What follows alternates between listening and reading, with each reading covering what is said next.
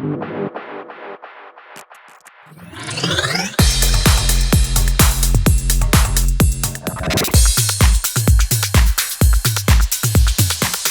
right, welcome back to the AAA podcast, the show that gives you access hilarious to everything music, nightlife, and everything in between.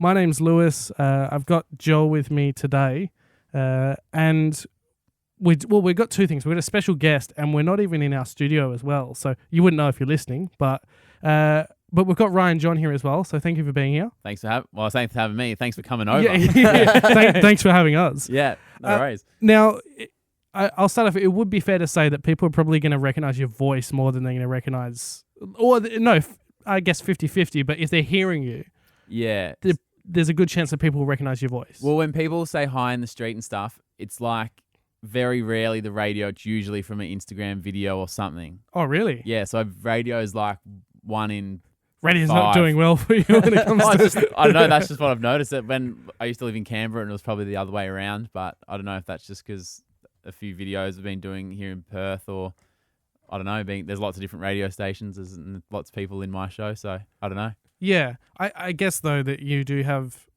like, if people wake up at a normal time in the morning, which I don't, so yeah. but when I do, like, you're on the airways, you're on Huddy, Xavier and Ryan. Yep, 6 till 9. Wait, Joel, what time do you get up in the morning?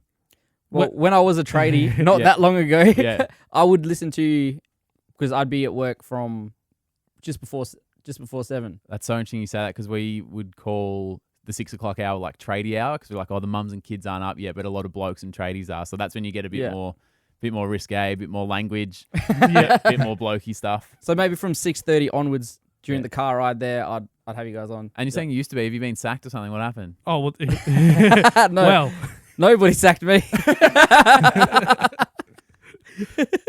you want to get into the story? Yeah, we can get into the story. So, it's a long story, but I'll cut it short. So, basically, tradie life wasn't for me anymore, and I was just like, I'd rather do something that makes me happy and something that I've been wanting to do for a long time. Yeah, so, 100%. In my lunch break, I jumped in my car and drove off. And that was it. That was it. That's so good. Genuinely done that. And so, what are you doing now? Now, just DJing full time, doing music production and everything else. That's comes so and hassles good. me every now and then. And you know what? In 5 years, you will tell that story, and you'll just be like, suck a fat one to all those people at work. When I was hopefully, I used to be an accountant, right? And it's obviously a bit more serious work environment, bit more, everyone's concentrating and working in. And I used to come in the morning and be like, oh, guys, you'll never guess what happened on the train. And I used to, come and tell a bit of stories. I used to say I was like the class clown of the bank, if that makes sense. Yeah. And one day my boss said, look, Ryan, you got to get your act together. And I was like, am I not doing enough work? And he's like, no, work's fine. Just act a bit more like serious and stuff. And he goes, if you want to like tell stupid stories at work all day, go get a radio job.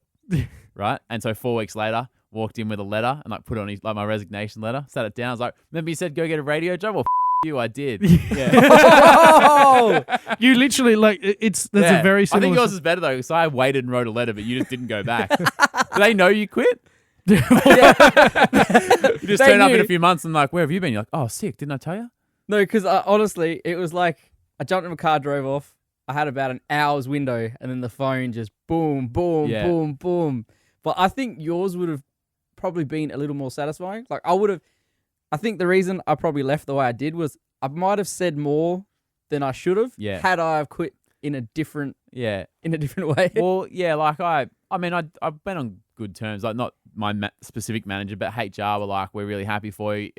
Give us a call anytime you want to come back. Because at the time, and I don't know how you're feeling now, but at the time I was like, I was going to give it a crack. I'll give it 6 months, see how I go. Yep. I'm young. I got nothing. I'm single. I don't have a mortgage. Like I got nothing to lose.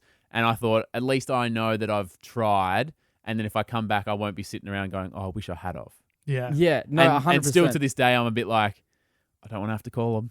Yeah, exactly. I don't want to call them. I don't want to go back. I think that's what, so I told him the story. Like when I quit my job, I had my, senior management basically say to me that, because usually you can do like a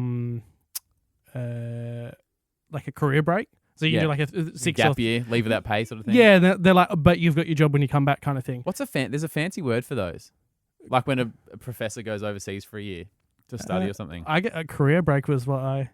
Maybe really shit. Lewis believed that was the fancy term. I thought it was just leave without pay. Is it rude to Google that? No, you can. I guess you can Google that. But I know what you mean. There could be like a French word tied to that. Yeah. What, it just has like an apostrophe A against sabbatical. See, there's your French word right there. That sounds like something you do on a Friday night by yourself. That doesn't sound Yeah, like. you're thinking of the masturbatical. This is just a period of paid leave granted to a university teacher or other worker for study or travel or for a career break. Used in a sentence. She's on a sabbatical. There you go. That doesn't. Actually, I have heard that term before, yeah. So what they said to you, would you like a sabbatical? And you said, I don't know what that is. And they said career break.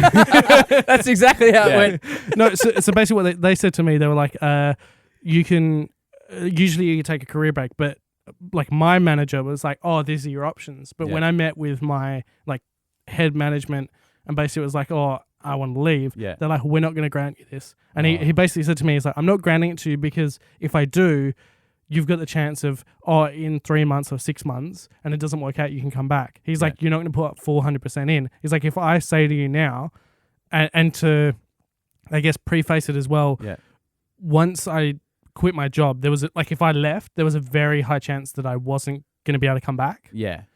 Well, Will Anderson used to be a journalist. You know the comedian Will Anderson? Yeah. And he quit to do comedy and he said, I don't want a plan B because if you've got a fallback, you'll end up falling back on it. Yeah. Exactly. So he really finished his job as a journalist and said, I've got no plan B, and off he goes. That's the thing. Like, you kind of get into that point where it's like, well, if I don't do this, I'm Yeah. And I think that's like when Joel said to me, like, we had a conversation and it was basically, he's like, if I leave, like, I'm not just going to, if I do this, I do that. Like, if I just straight out leave, then there's no falling back. There's nothing there. Yeah. So good on you, man. And let's hope this podcast goes real good because it can't fail. It cannot fail. Yeah. Because you're not moving in my house. I can tell you that right now. We will not be going to your house. Now, so touching back, so you have an honours degree in finance. Yep. And you obviously, as you said, you've done that for a while. Yeah. And then you left that job. Mm-hmm. I'm kind of telling your own story for you. No, please. I'm pleased, unlike Joel, that someone's done some research. I did.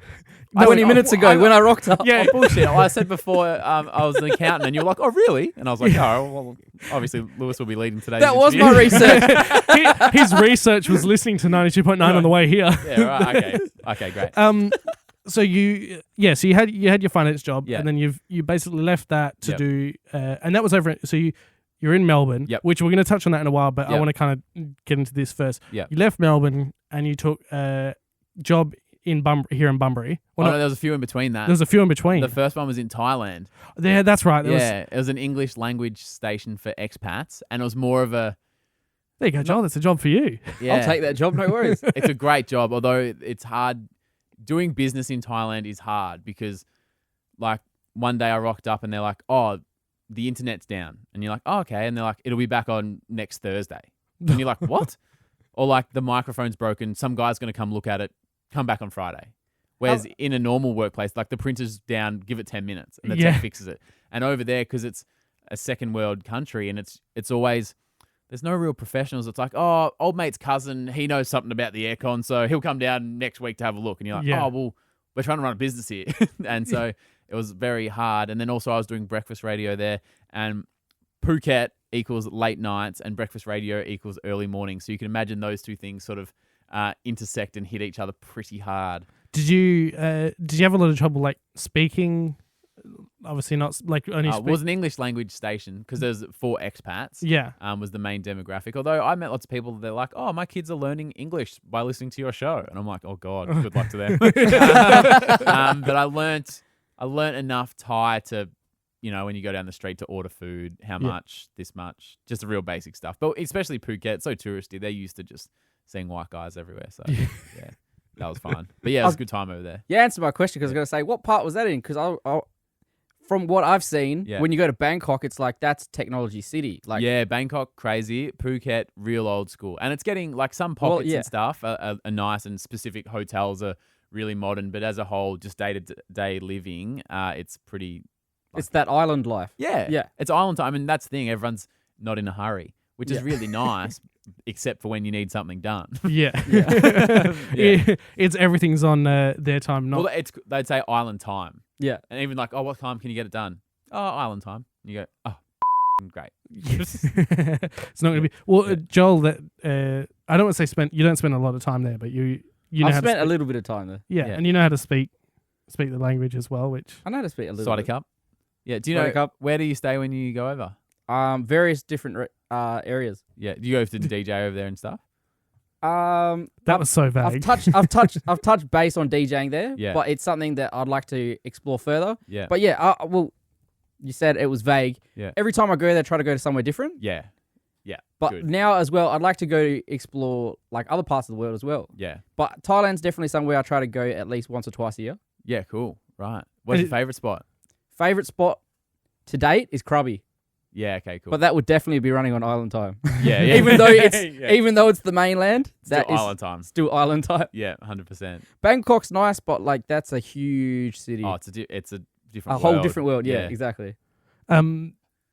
Yeah, I know. I was just thinking you just being over there and just not. Now I know why you're sometimes late. I'm running on time. I should try that at work tomorrow. Just come in a bit late and like, what's going on? You're just like, island time. Because what time do you usually rock up? It used to be about 4:45, 5 o'clock, and now it's more about 5:30. Yeah. Like leave it, like even sit in your car and rock up at like 5:50 and Yeah. just stress everyone out. Island time, whatever. Now do a sneaky, tricky one. I remember someone done this at school once. I might have even pulled the same one. You just set your clock back 10 minutes and you rock up and you're like, what do you mean? I'm perfectly on time. You show them your... Do you have an Apple iPhone? No. Yeah, you're a f***ing idiot because every Apple is the same time. You can't change it. Yeah. If I can high five I'm you clearly right now, not using Apple then. Yeah, because Apple, it's just like global time. And you No, know, but my phone now, I always set it... What are you is it using, Samsung? Huawei. Yeah, that's why. See? That's coming from the same factory. It's all made in China. Yeah, but if you came in here and said, "Oh, the time on my phone's wrong," they'd be tell like, you "No, like- it's not." Unless you're an idiot who uses a Huawei, then you're not right. No, they would say, unless you're not using Apple. So it's only one phone out of... Yeah, Apple, the whole, Samsung. The whole team's Yeah. on Apple, so that wouldn't fly, and they know I've got an Apple. Yeah. Well, because like when you travel as well, you don't have to change it. Like you just literally you get off, turn your phone onto the internet, and Yeah. it'll change. Well, last week was daylight savings, and my girlfriend was like, "What do I have to do?" And I was like, "Nothing. It'll change for yourself." She's over east. Yeah. And she's like, "Yeah, but it changes for an hour." I'm like, "Yeah, but the phone will do it for you." Yeah. She's like, "Well, how come it happened to yours?" I'm like, "Because I'm in Perth. It is a smartphone. It is not a dumb phone." Now, just to point it out, our production manager just held up his phone, Yeah. which is an Apple, just to clarify, and he just skipped his forward foot. I was gonna say you showed your phone to be 6:45, but it's only 6:35. Yeah, so he skipped it forward 10 Oh, minutes. well, I stand corrected. Wait. No, but it's not an iPhone, so it's not. Oh, well, It's not a smartphone. What kind of production are you guys running here? What sort of phone have you got, Darby? What is? What is that? Yeah, what? You've got all this great equipment, all the cameras and stuff, and you. I just want to clarify that most of the equipment's mine, and Okay, I great. run with Apple. Okay. Two things quickly. I'm going to calm down. I feel like I've become aggressive towards No, you no, guys. I've welcomed you in, and now I'm lighting you up. Two things. So first one is, I did pull that one when I was just like, I came back from Thailand once. Yeah. And because obviously we got 1 hour difference. Yeah. And I rocked up to work the following day, an hour late. Genius. So supervisor, what happened? I was just like, oh, my watch was still set to Thai time. And then he went and told like one of the part owners, and he's Yeah. like, that's bullshit because the time automatically updates. Fixes the other way. Yeah. And the far out. second thing is, there was this guy at my work, this Macedonian bloke, and he was Yeah. selling like these set-top boxes. Yeah. And he's like, oh yeah, it's a smart box. This is a smart box. And this old guy bought one, and he brought it back, and he goes, it's a shit box. He's like, it's not smart. And he goes, no. The operator's got to be smart for it to be a smart box. And I just want to clarify as well, when we were rocking up here, Yeah. I rang both Joel and Darby at the same time and asked them where they were. And Joel told me that he was in Perth, which is about 10 minutes away. So that was in East Perth, on the far east of Perth. East Perth, which is about 10 minutes away. And Darby was probably about half an hour. What I heard is one's from East Perth and one's from Mandurah, and the one from Mandurah got here first. Yeah, and with a good set of change as well. So, you You just need to lift your game, Joel. Really, that's what this podcast is about. Well, when I arrived, the tech wasn't even set up, so I was fine. fine. he does have it. Darby did rock up once about an hour late to one of these. So Good. You're And about the even tech now. was not fine that day. So getting back to you had your job in finance. Yep. and I presume from working in corporate that it paid significantly more than working in Thailand. Yeah. Yeah. It turns out the Thai baht ain't so strong against the Aussie dollar. It's not. Well, I saved what I thought was a really good amount of money working in Millions. Thailand. Yeah, millions of baht. But I thought like to go to Thailand and actually come home with more money than I started was a fair achievement because as you know, it's usually the opposite. You just go over there and blow heaps of cash. Yeah. And I saved heaps and I was sort of proud of myself. I was like, oh, I've come home with a nice chunk of change. And then I converted it and I was like, oh, I should have just pissed it up. Like it wasn't worth the hassle. But yeah, I was a huge pay cut when I left finance. Yeah. And did you kind of, when they said, oh, go and get a job in radio, did you kind of start, like, were you just looking wherever else or was this kind of in the pipeline before? So I was working, 7 till 6 in finance during the Monday to Friday. Then nights I would work community radio, which, in Perth, like an RTR type scenario. And then on the weekends, I worked for Nova, driving the cars, giving out the ice creams and free cans of Coke. You know how I used to love those when I was yeah. younger. And you know how there's like, oh, we're live from Harvey Norman, all that sort of stuff. Like, I'd be that guy. And so I was doing a bit of both. And I thought, I'm not just going to quit until I've got a job lined up. And I don't care where it is or what it is. But once I get it, then I'll leave the finance job. And I was like, hopefully it'll be close. Hopefully it'll be close. Well, I was pretty shit, and the closest to Melbourne I could get was Thailand. Phuket. Yeah, I nearly got one job in Swan Hill, which is about a 2.5 hour drive from Melbourne, and they're like, oh, you don't quite have the experience, and I was like, well, fair enough, I just do community, I don't, but I was close to getting that. And I mean, that who knows? It's like a sliding doors moment. I didn't get that one, but I instead got the Thailand one. But everything it falls into place. Everything happens. Like, yeah, well, who knows? I could have gone to Swan Hill and just stayed there, and you wouldn't be there. doing this as well. Yeah, so who knows? But that was the closest job to Melbourne they would let me do. Well, it was 2 hours away. We're not. Yeah, well, Thailand was a long way away. Well, so, yeah. What 3 hours from here? No, 7 direct from here. 7. Bali's 3.5. Okay, so 7. And then from Melbourne, it's a lot further. No, Phuket's closer from here. Direct. So you're about 10. It's about 10 hours away theoretically. Yeah, I just remember. Like from Melbourne, you go to Sydney, and then you fly then I went to Singapore, or I don't know. And then you had to jump over to Phuket. Yeah. Ugh, that sounds horrible. Yeah. And so you went from there, and is that then when you went to Bunbury? Yeah. Then a couple of little regional ones. Just kind of jumped around. Hunter Valley, Mildura, Toowoomba. Wait, so you went back? So no, I'm saying so. After, Phuket, then to Hunter Valley, Power FM for 5 months. Then went to Mildura for 9 months, Toowoomba 9 months, Bunbury couple of years, Canberra a couple of years, and then to Perth. That's crazy. Yeah, it's been. I haven't lived in Melbourne for. Even before all that stuff, I studied overseas doing stuff, so I haven't lived in Melbourne since I finished high school, really. Yeah, and 10 or 11 years ago. And obviously Joel wouldn't know this because you haven't done any research. Yeah. I did. Would you believe that? I wouldn't say Olympic. Well, no, because I didn't play in the Olympics. So. But you were. What national team? Professional volleyballer. He was professional volleyball. Yeah. So I played volleyball in Melbourne as well. I bet you did. Whereabouts? Was it? Were you drunk on the beach? It was one of the schools I went to. Yeah, what school? I don't want to say.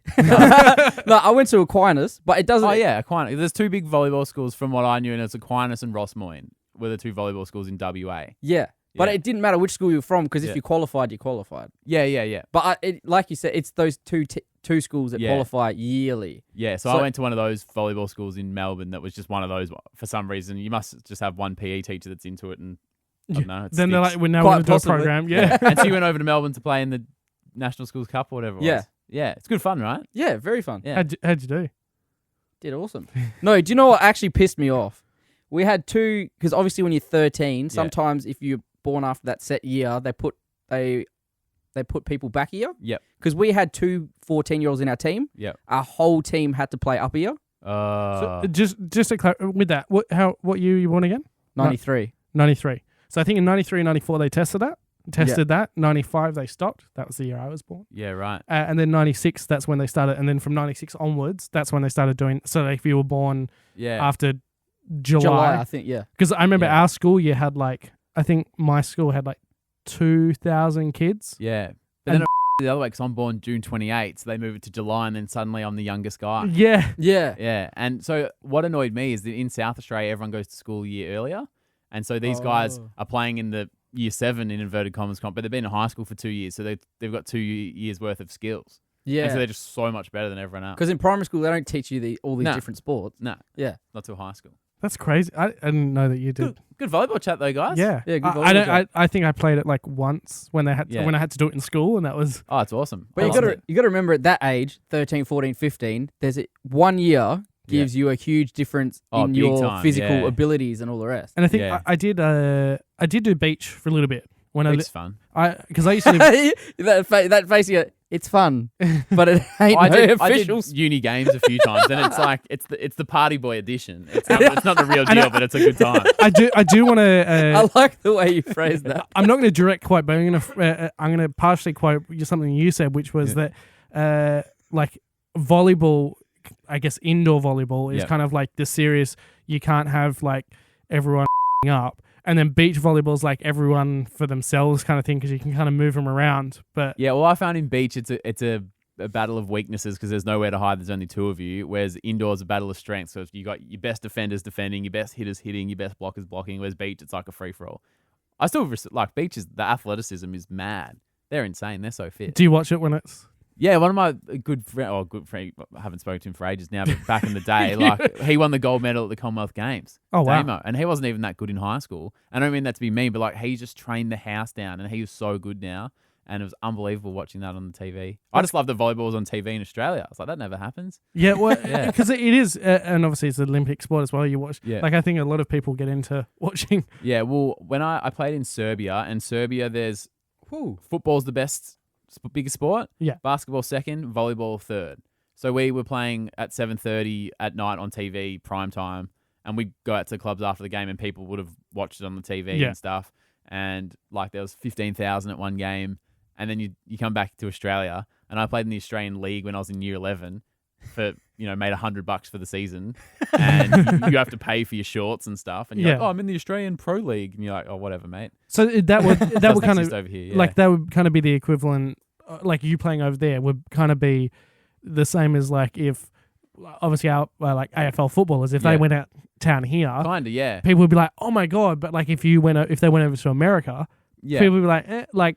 Yeah, well, it's big in college in America, but not professionally. All the good players go play pro in Europe. And so it's similar if you think about countries that are big at soccer, like South America, Asia has their own little thing, and then Europe's obviously massive. Volleyball's pretty similar. Yeah. Those sort of countries. Yeah, Italy, France. I wish I was good at like one of those.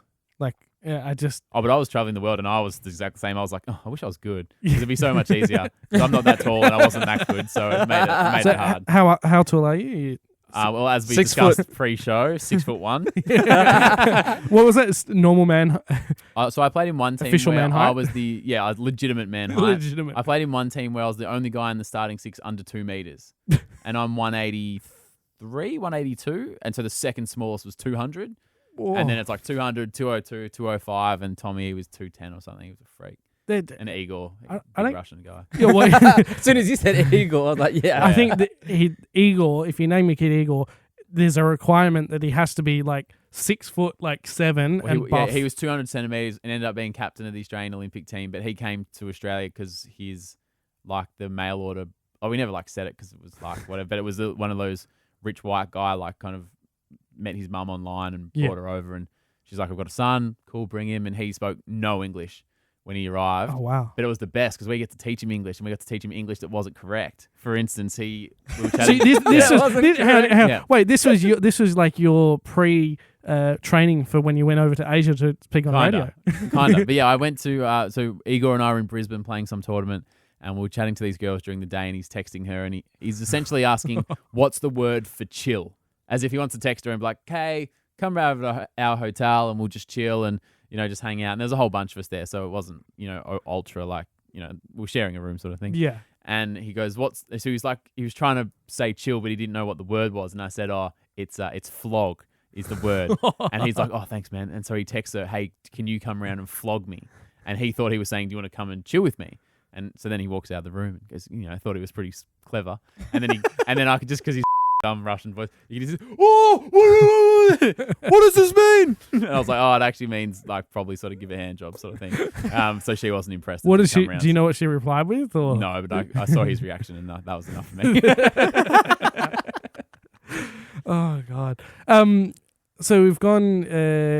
So you had your radio. Before that, obviously, you went over and was doing volleyball.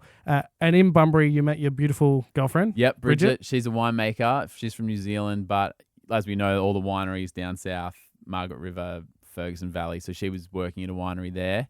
And she was actually she bought a house and a girl was renting her spare room. And that girl was my radio co-host. And so that's how I met her. Yeah. And it's weird because my co-host was like, you can fuck any girl in Bunbury, just not the roommate, because you need you spend so much time with your co-host, you need a bit of a sanctuary to go home at the end of the day, and that makes sense. Yeah. We spend all day together. You don't want to go home and then you're here again. Yeah. But of course, what happens when someone says you Don't. can't do something? You do it. It's a red flag to a bull. I'll do what I like, and now we've been together. For 5 years now. and Bunbury's not that big a place as well, so like no, I'm like, I can't hook up with her. What am I going to do? Yeah. Drive to Mandurah? Don't think so. Yeah, that was for you. I know that's where you've driven from today. Yeah, you wouldn't want to drive to Mandurah. Yeah, or Rockingham, whatever else is down there. But no, like I mean, you don't want to go to Rockingham, right? I don't live there anymore. But are you from Rockingham? I grew. So hang on. Let's be fair. Swung the pig. He's more than swung the pig, mate. He's at the pig a few nights a week. Did you used to work at the Swinging Pig? Or I something? still do. Are you joking? I was there a few weeks ago. I technically work Really? there as well. Yeah, we did a show from Rockingham. Oh no, yeah, but you were there at like what? I think it was like 6 a.m. on Friday. Yeah, but night. I went a few days earlier to film stuff, so I went to the Swinging Pig behind the bar and interviewed people. And so stuff. you were there. It was the daytime, so I wasn't up at that time probably. Right, okay. Does it get better or worse? Well, at night? all right. To plug a Thursday night, Thursdays are probably the biggest. What day is it today? Today is Wednesday. Oh, so tomorrow, why are we here? Well, I don't start until about 9:30, 10. So, but 8 o'clock. Late for me. 8 o'clock to midnight. It's pretty big on a Thursday. Like 800, 600. I'm gonna go in the next few weeks. You looked quite impressed. You're like, oh, little old Rocky. No, I'm not impressed, but I'm intrigued. Come down tomorrow. Yeah, come cool. down. Come down tomorrow. My life's dream is to walk into a club and be like, I'm the DJ's friend. Yeah. Do I get free drinks? No. I'll just hang out with you. I think we can slide a drink or two, a couple of waters. Yeah, I'm not driving all that way to pay for a bourbon. No way. Yeah. If it come down tomorrow, obviously when this goes out, it's probably weeks down the track. But by the time you're hearing this podcast, I will have partied at the Swinging Pig on a Thursday night. We'll get you absolutely. Yeah, good. Yeah. All right. Done. I met Bridget in Bunbury. No. I joke about the roommate thing. Well, it's true, but the reality is that we're like, we knew straight away. We're like, this is you kind of, and you thought you kind of hit the jackpot kind of thing. You were big like, time. She was got her own. Well, she not got her own business, but she was working for a company. Well, she was a winemaker, which is like still is, and it just sounds so impressive that she's not like an assistant or helper. No, I mean like an assistant winemaker. Like the fact she'd already worked her way up the ranks, and at age 27, she was running this place. She bought her own house, and it was, as much as she's like beautiful and caring, I was just like impressed by all that sort of stuff. It's just like, oh, this girl's got like she's got her shit together. I have to say now, like my partner now is she's at uni studying to be a nurse. Yeah. So she finishes next year. Yeah. And like to me, it's so attractive. Someone that's like. She's got her shit together. Yeah. Like she's obviously smart if she's studying all that sort of stuff. Well, yeah. So she works. She does work at the Swing Pig. That's how I met her. She's a bartender there, and I was like, "Hey." I was with you until then. I was impressed. Oh. I was gonna say she's not very smart to be with this guy. That's what I was gonna say before Lewis cut me off. It's funny how like as time goes on, like chicks' jobs actually gets kind of sexy. You're like. That's actually, like you said, it's appealing when you meet a girl who's got I'm not going to lie, but nursing is all. I've always, like, when you're hurt and you're like, ooh. Like, you had to make a nurse come across as dirty, didn't you? No, but nurses are attractive. It is a stereotype, though, to be fair. No, do you know what he did on his Instagram hard. once? He took his girlfriend out for some nice thing that she had never experienced before, and he's just like... Well, a real man. No, what was it? Was it Nando's or something? And he's like, I took her Nando's virginity. And I was like, Good way to make something sweet sound so shit. Yeah. I'm someone that I love my Nando's, and I'm going to Nando's straight after we finish this, by the way, just down the road. And W2F offer Wednesday, Thursday, Friday. Wings in a combo. I thought they cancelled $13. Did they? No. Could not have. Wait, so you're going to Nando's after this? Yeah, it's just down the road on Hay Street. Oh. Yeah, let's do it. All right, let's. Yeah. Yeah. I've had a coffee and a muffin today, so You deserve it. no, but I love my Nando's, and I just saying as well, I do get on their story quite a bit. Not going to brag. Yeah. Well, But, it sounds like you are. Yeah, but I am on the Insta story a bit. And the next thing he's going to say is, I'm Portuguese. Yeah, I'm Portuguese. I am. No, I actually am. Where were Portuguese. you born? If you say Rockingham, that is not Portugal, bro. I don't care what say. Just as a coincidence, I was actually born probably about 150 meters down the road. Oh, St. John of God, whatever it is. No, King Eddie. See, Oh, so yeah, he's not right. Portuguese. Yeah. All right, My point still stands. whatever. No, but I took it. No, it wasn't like I took it to Fraser's restaurant. Yeah, well, do It you was know like- what? What I'm Swiss, born in Switzerland. So there you go. Really? Yes. Well, good on you. Would never have guessed it.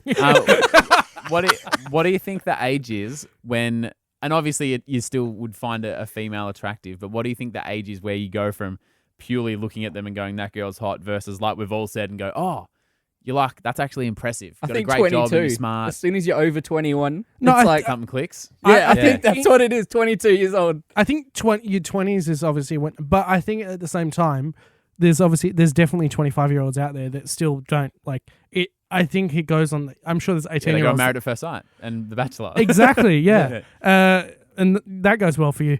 But I think it's like you kind of have those points where I guess no matter what age, obviously once you're 18, Yeah. but like you can kind of be like, it's not how it does become attractive. And Yeah, I guess, 100%. but like people could say like, oh, this job's hot. And I guess I know what you mean. Like now that I think about it, once you get to a certain age, it's kind Yeah. of like, it goes from being sexy to being like, Yeah. this is smart and like attractive. Well, when I met Bridget, she earned more money than me. And no, that was good because with You didn't have to do much. oh no, but it's more like in radio. Sometimes people bang you because you're the guy from the radio. Yeah. Or if you're a football player, they don't care about you. They just want to tell their friends they hooked up with the West Coast Eagles guy. Yeah. And that's like I hooked up with this one girl who said when I was working at this place called Star FM radio, and she was like, I can't believe I hooked up with the Star FM guy, and I was like, out. And I hated that. And the fact that Bridget didn't really care about, in a nice way, didn't care what my job was and earned more money than me anyway. It was like, oh, she actually likes me and not just And my yeah, job. I think that's why, like, I think I fell for my girlfriend. It was not because of the job, because Yeah. it was kind of like my work is like, Yeah. we're doing this. Yeah. Like, I could be I'm a hit 92.9 right now doing a podcast. I've made it. no, but to be fair, right now, Yeah. right now she's out having drinks in the city. Yeah. Like they're getting drunk, and I'm like, well, I'm going to come here and do that. Like, Yeah. it's that, and she accepts that. But I think it's the fact of like, brains kind of after a while, like you can have someone that's extremely good looking, Yep. but if they're as dumb as a cardboard box, Yep. it at a certain point you're like, and not to sound like as an object, but there's a certain point where just someone Yeah. compared to actually having a life with someone is completely different. Is this, Joel, where you thought the conversation was going tonight? No. I don't mind it. I don't mind it. Look, I've got some. I want to touch on some stuff in a little bit as Yeah. well. Have you finished your point, or did I cut you off again? We're just all agreed You always cut me that off. we're mature, Yeah. we're older than 22. I think there's probably, between starting and now, there's probably like 20 things I could have slipped in, but I just Yeah. get cut off, and now it's like, yeah, that's off the top. I don't want to go all the way back to 20 cents 25 when he's minutes in ago. Thailand. That's probably what it is. So Well, yeah, how long did you spend in Thailand? how did you segue from that? You just said Thailand. 10 months, I think. 10 months. And it was the same. I was applying for jobs back in Australia and just the first one I got. So if you want to Yeah. know anything about Thailand, ask him, not me. Yeah. Okay. Slide into the DMs. Happy to answer Considering any that he questions. opened with Sawadee Cup, he's Yeah. clearly a seasoned veteran. I mean, he had to of spend Don't the ask me country. to say anything else, but Sawadee Cup down pat. So you obviously you met your. That's where I was going with it Yep. before. You met your girlfriend Bridget, beautiful girl, Yep. and obviously the winery. She had obviously working at the winery down there. Yep. You working at the radio station down there, and then from there, did you guys go back We went to Canberra. Canberra? So, and that's when you're working at Canberra with, and I forget her name. Tanya. Tanya. Yeah, the Ryan and Tanya show. So Canberra is like a step up from Bunbury in terms of population size and stuff, as you can imagine. Bunbury, 50, 60,000. But the show actually is a weird one where it gets shot out to Kalgoorlie, Esperance. So it's kind of a regional one, but it's like a hub. So we're based there, but it's basically a regional show to half of WA. Yeah. So it goes to like 300,000 or 400,000, whereas Canberra's sort of 5 or 6. So it's a bit more population, a bit more money, bit more. Not that it's prestigious, but just in the industry, it sounds bigger. It's a small city versus a regional. Bunbury centre. to Canberra, yeah. Yeah, and I was tossing up whether to go to Canberra or Newcastle. I've demoed for both and was looking good at both. And Newcastle is where the Hunter Valley is. Hundreds of wineries. Yeah. Bridget had heard of it. She's like, oh, sold. I've got all these connections. I'm sure I could get a job. Sounds great. Big boss calls through and goes, Ryan, it's going to be Canberra. So I remember just Googling like Canberra wineries, like being like, oh shit. Is there even any wine? Yeah, there's a town called Murray Bateman that has a few, and I guess you only need one job, and there was probably 5 or 6 wineries, and Bridget got a job at one of them, so got a bit lucky. But it took a while. It wasn't Hunter Valley or... No, it was a good winery, but we moved at the start of the year, and she probably didn't start working full-time till June or something, but so we kind of had to live off the radio dollars for a bit, which is fine, but it's a bit hard for her because she had to kind of give up her or not give up, but sort of postpone her job. How long has she been working there for? Like probably 4 or 5 years. But I think she was ready for a change. So it was a pleasant sort of, time for a change. Someone at her workplace passed away, like suddenly. Oh, wow. Yeah, so it was a bit of a weird, heavy time. And she was like, you know what? I'm ready for a change. And this job came up and she was like, great. And at that point, we weren't living together. So it was more of a, so it was a big, are we doing this? Or are we? Yeah. And so that was sort of the moment where if we're going to move over the country and move in together, this is the real deal now. Yeah. And it happened. And then happened, yeah. And then from, man, your frequent flyer miles would be racking it up because I can show you a video about frequent flyers. I haven't paid for a flight in years. I think I've just sign up to credit cards, get the points. Off air, I need to speak to you about something. I'm never getting another credit card ever again. No, but to be fair, you're probably the best person to speak to because you worked in finance. So, oh well, I mean it's good in theory, but there are some downfalls. Look, just say yes. Just say yes, okay? Yeah, well, are you like me and you're like, I don't want to know about my previous job? Yeah, just Ryan.John at Instagram. There's a video up right now that says this is how you travel for free using credit card bonus frequent flyer point schemes. And there's the plug. So you're basically getting everyone to sign up for. Yeah, I don't get any kickbacks. I'm just traveling for free, having a mad time. Do as you please. But yeah, I will genuinely. I need to speak to you about that. But so once you're in Canberra, and then Canberra, you then basically you applied to. Was it here? Was next? Yep. So straight to here. So I knew Will and Woody were leaving, and I will say, I wasn't sold on you and Xavier. What an asshole. I'm just being true. No, because it was here in our studio. Oh, don't. Bagging Tell our him. show. Look, there's a site. What was the first thing I said when I saw you? You said you're a lot nicer than I thought because I expected you to be a piece of shit. No, I said. What did you say? That's pretty much what you said. No, that's what I said about him. Don't. When I rocked up, I never met the guy. I was like, I've never seen what you look like. I was like, you look like a way cooler guy than I had originally imagined. Because what's that thing you said about radio? No, you said something about people and TV and then voices for radio. Oh, you get people that have a face for radio. That's the old joke. Cliche. Yeah, Will and Woody were great, and so obviously you kind of stepping into new people's shoes. And the weird thing is, not weird, but because Heidi was staying, it's sometimes easier to go clear the decks, brand new show, brand new segments, new style. It's different. But when you kind of slip in and you go, oh well, the last show was okay, so we're kind of going to keep it kind of similar but you're different people, but we want you to kind of do the same things. I think that's what it was, because it went from it's like these other guys are doing Will and Woody show. Exactly. And it was for so long, it was Heidi, Will and Woody. Yep. And then you guys came in and it was like, and to be honest, that first kind of, I think 6 months kind of, you could tell it was exactly what you were saying, where it was kind of like, you guys are coming and you're like, it's someone else's show. Yeah. Stepping on someone's toes. It felt weird, especially when they're like, oh, can you do some similar segments? I'm like, oh, I don't do another man's segment. Like, and to bring up as well what you said, because I remember you saying, to quote you directly. Yeah, oh God. Saying, most people that work in commercial radio are either. I'll be very careful what you say. There's cameras everywhere. No, you said this, and it's live. It's out there. Okay. Are either ex-footballers or reality TV stars. I did say that. So when I was applying for the job, I didn't think I was going to get it.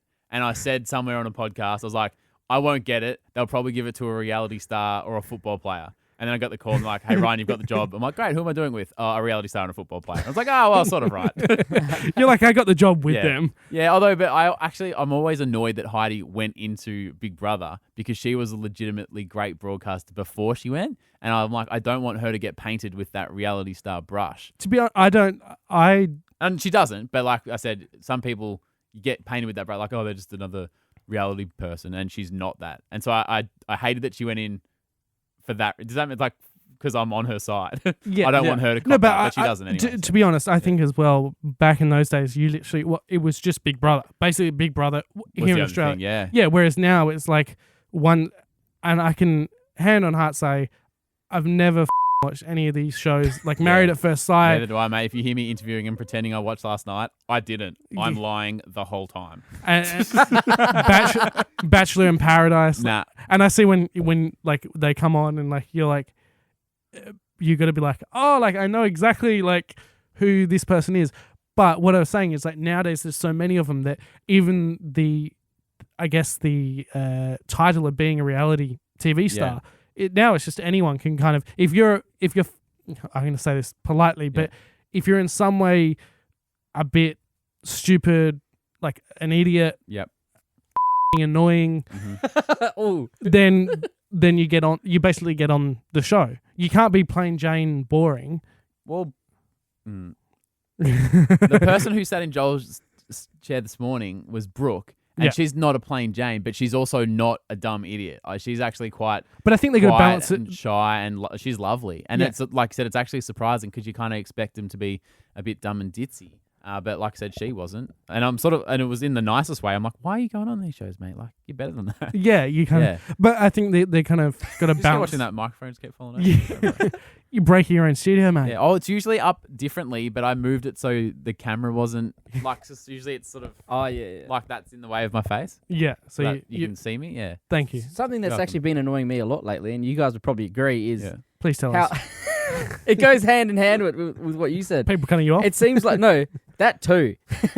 It seems like all these stupid people keep getting rewarded in media and stuff, and they just get bigger and bigger and bigger and bigger, and they've managed to build brands and all sorts of things. It is a long game, I reckon, and a lot of people, the smart ones, good on them because they've figured out how to turn it into something, but a lot of them will have their moment and you don't hear them again, or they just, they got a bit too cool for themselves and stopped working hard, because the reality is...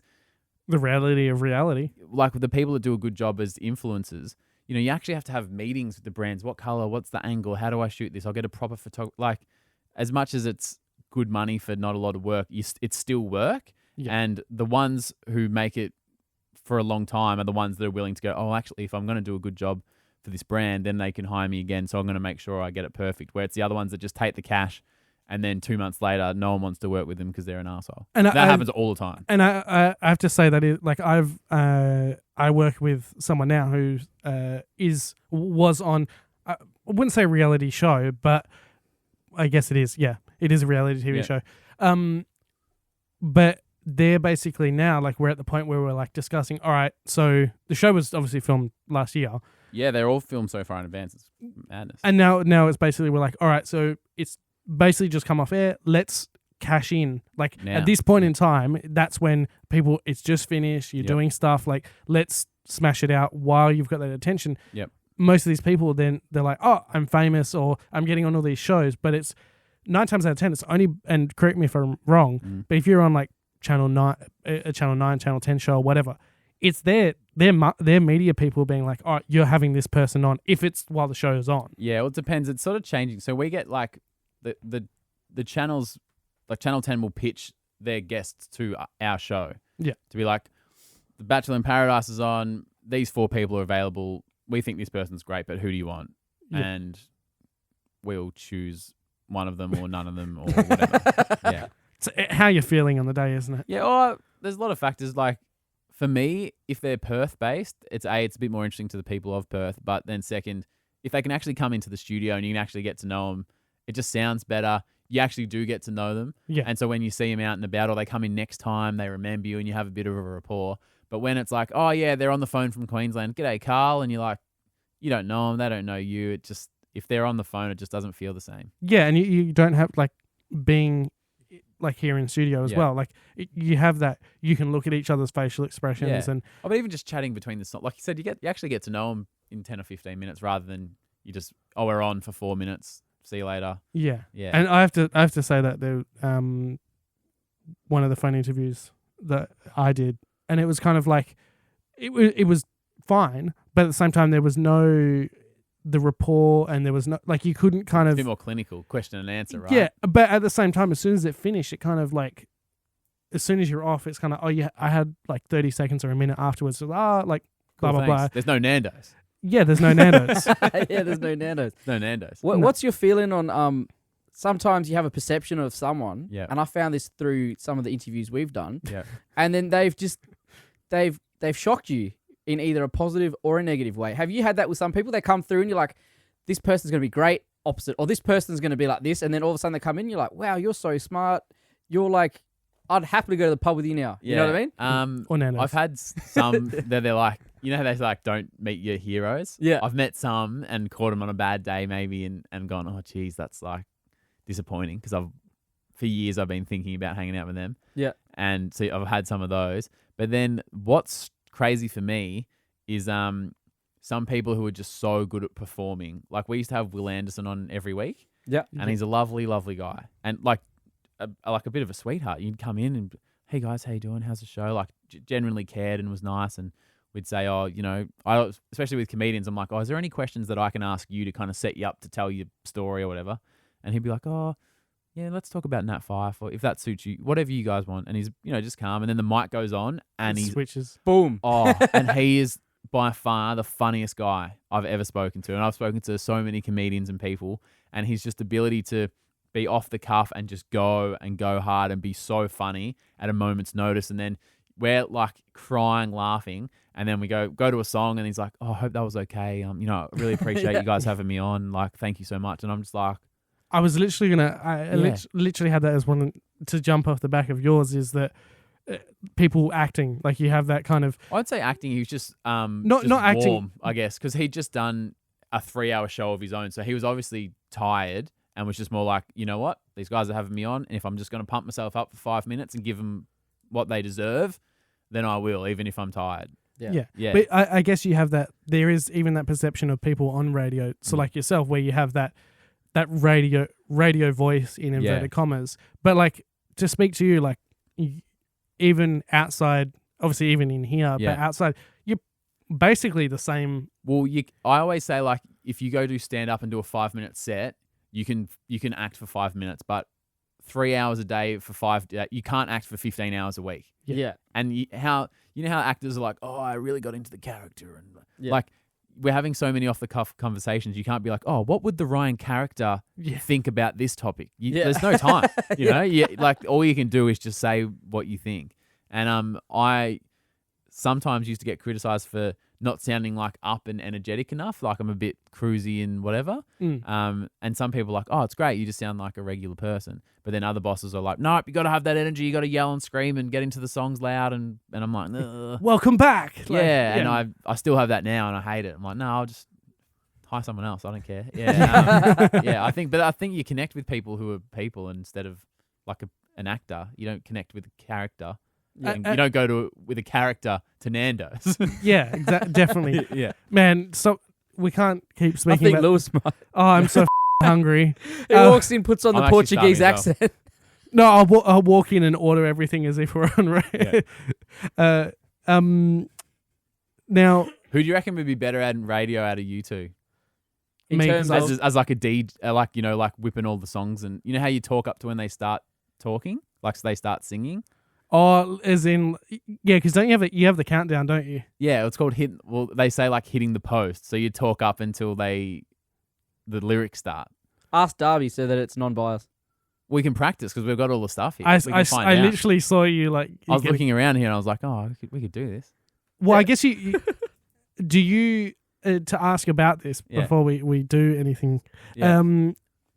Do you find it like after a while you've gotten used to this, like you know the song, like you're able to build, like obviously Sometimes. an older song you can kind of even though that they have that build up. Well, for instance, all Post Malone songs kind of finish 20 seconds before they actually finish, and it goes into this nice sort of off the back of it. Yeah. And so I have now learned I can start talking then.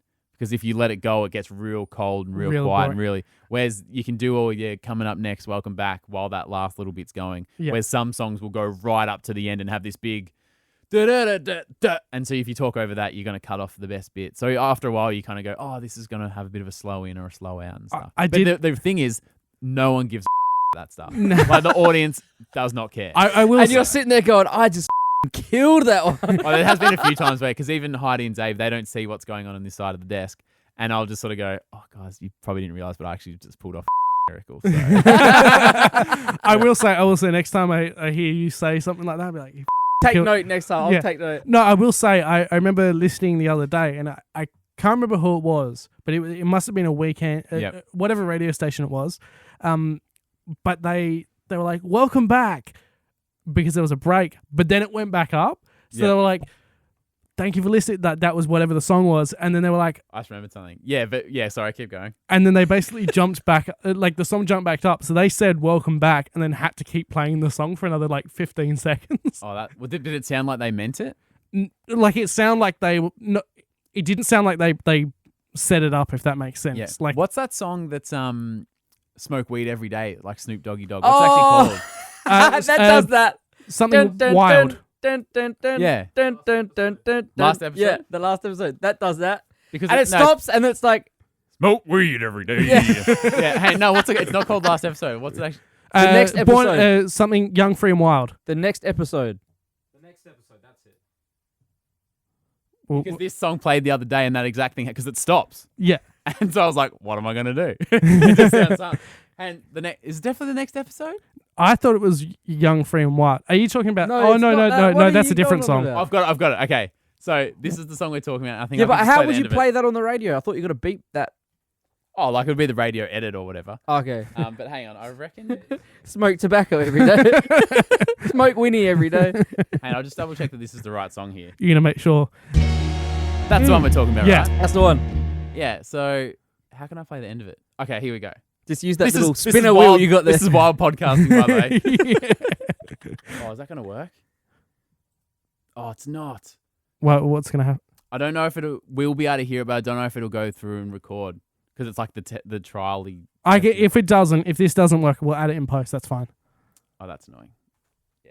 No, I don't think it's going to work. It's not gonna work. Don't know. You can just sit here for a few minutes and listen to it. Yeah. Yeah, that's all good. That's all good. Otherwise, it's just awkward silence. I swear there's a way to play the end of it without having to listen to the Don't whole you have that song. little trundle wheel over there? Yeah, exactly. I can't believe they play the song on the radio. But anyway, what were we talking about? Wait, that little trundle wheel you got over there. Give it a spin and a cut back. Oh, that. I know, but we're recording on that. So I can't edit on it while we're recording. We're recording us. Yeah, at I the see. same I time. see. Yeah. Otherwise, we'll start going backwards. Did you want to find out who was better out of you two about talking up to the lyrics? Are you talking about at the Yeah, end right, or at can the do, start? can Start. At the start. Joel, you can go first. All right, we're gonna have the Chainsmokers and Daya with "Don't Let Me Down." So you're just gonna keep talking I don't until really. the lyrics start. Okay. But you'll hear it. You'll feel the start of it. So go on. Let's hear it. What's up, Perth? Welcome to Mix 92.9. We are. It's hit 92 now. Who gives a shit? We're on Hit 92.9. I don't listen to Chainsmokers. I can start it again. Start. All right, I'll give that a 2 out of 10. All right, Lewis, you ready? Yeah. Yeah. You got 15 seconds. Go. All right. Welcome back Should to have been a separate song. Thank you for listening to Hit 92.9. This is, I can't remember the song it's by the Chainsmokers. Who is it? Chainsmokers and Daya. Here it is. Give us a fresh one. Give us a fresh one. Well, what do you want? Is it Something a bit more energetic. Just I know gonna what you say, mean. You want Kesha. isn't there a Alright, countdown? we'll go with Kesha. Shouldn't there be a countdown on this side, or is that only on your? You've only got it on your screen. Yeah, it's probably only me. Which, Wow, that's gives me a terrible. very. What are we looking at? I'm trying to figure out where. Don't look at that. You're not going to get any info. You got 20 seconds here. Go on. All right. Welcome to Hit 92.9. We are in the booth with Lewis, Ryan, and your boy Darby. Coming up next is some straight fire from the one and only Kesha. Coming at ya. 3, 2, 1. Boom. Not bad. Not bad. Hey, while we've been doing that, we've been getting to the end of this song.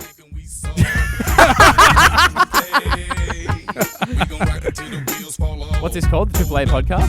Yeah. Okay. Thanks for doing your research. I did. And this is how you finish the song. Hope you're ready for the next episode. Hey, It's a AAA podcast, but first, remember this. smoke every day. Oh, I peeked it out! I was wondering what it Peeped got it to. out. I can't believe they peeped it out. Anyway. Now, next time that plays, you have to say weed when it's Smoke. every day. Yeah, far out. I wasn't expecting that. That's crazy. All right. Radio chats. Where are we up to? Well, let's Give Lewis a turn on the Kesha song. Oh God. Okay. It's going Oh, down. so this Do you is want the hang- same Kesha song? Yes, the exact and same is this going back? Is No, it no, like it's going into it. okay? Actually, I'll give you a TikTok. A Kesha classic. All right. I would have liked to have had TikTok. All right, you got 15 seconds. All right. Well, thank you for joining us on the Hit 92.9. You got Darby, Joel, and Xavier. This is Kesha with TikTok. And I can see it's still got 5 seconds, so I'm going to keep talking. You prick, I didn't know that was there. Oh, can you actually see it? Now we can. I didn't know that. And the whole time, all I could think in my head was, you know the Looney Tunes? Okay, Grandpa. Get to the chase. I want one more go. All right, what song do we want? Hang on, wait. Hang on. Hang What are on. we- what are we playing Lewis at the is a huge fan Sorry, my of, headphones fell out. who's those funky people? No, what are we gonna do? Jamiroquai. Oh, it's not. I love Jamiroquai. Bit I of don't even spell that. Jamiroquai. J-A-M. Yeah. Then what? Eriquai. Oh, here we go. Little L. I don't know if I can find one that's what we would call in the biz an extended intro. What's a good song by Jamiroquai? Little L. Little L. If Okay, cool. cool. I don't know if this will just start with lyrics straight away. Oh, no, there you go. Nah. All right. Well, thank you for listening to us on the Hit 92.9. You're joined with Joel, Xavier, and Lewis. Check back with us in a moment, and we're going to be giving away $10,000 on Hit 92.9. Out of your fucking pocket. This is Jamiroquai with Little L. That song definitely suited you. I love Jamiroquai. Good track. Yeah, Did you play this at Swinging Pig? I will. I He have plays played Jamiroquai remix, not the straight, but When I he's used funky enough. When I used to DJ, and surely you guys would have pumped out a Grease mega mix in your time, wouldn't you?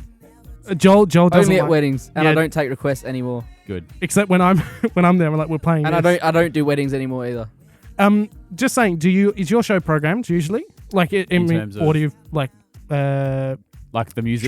track wise. Yeah, so we don't choose the music. There's someone's job. They are the music director. Can you slide in? I want a bit of Jamiroquai. I know it's not. We can put requests in, or if there's a good reason for it, I'll go, oh, we're about to talk about something about Jamiroquai. Let's play a song or whatever. The podcast is coming out on this day. Yeah. All right.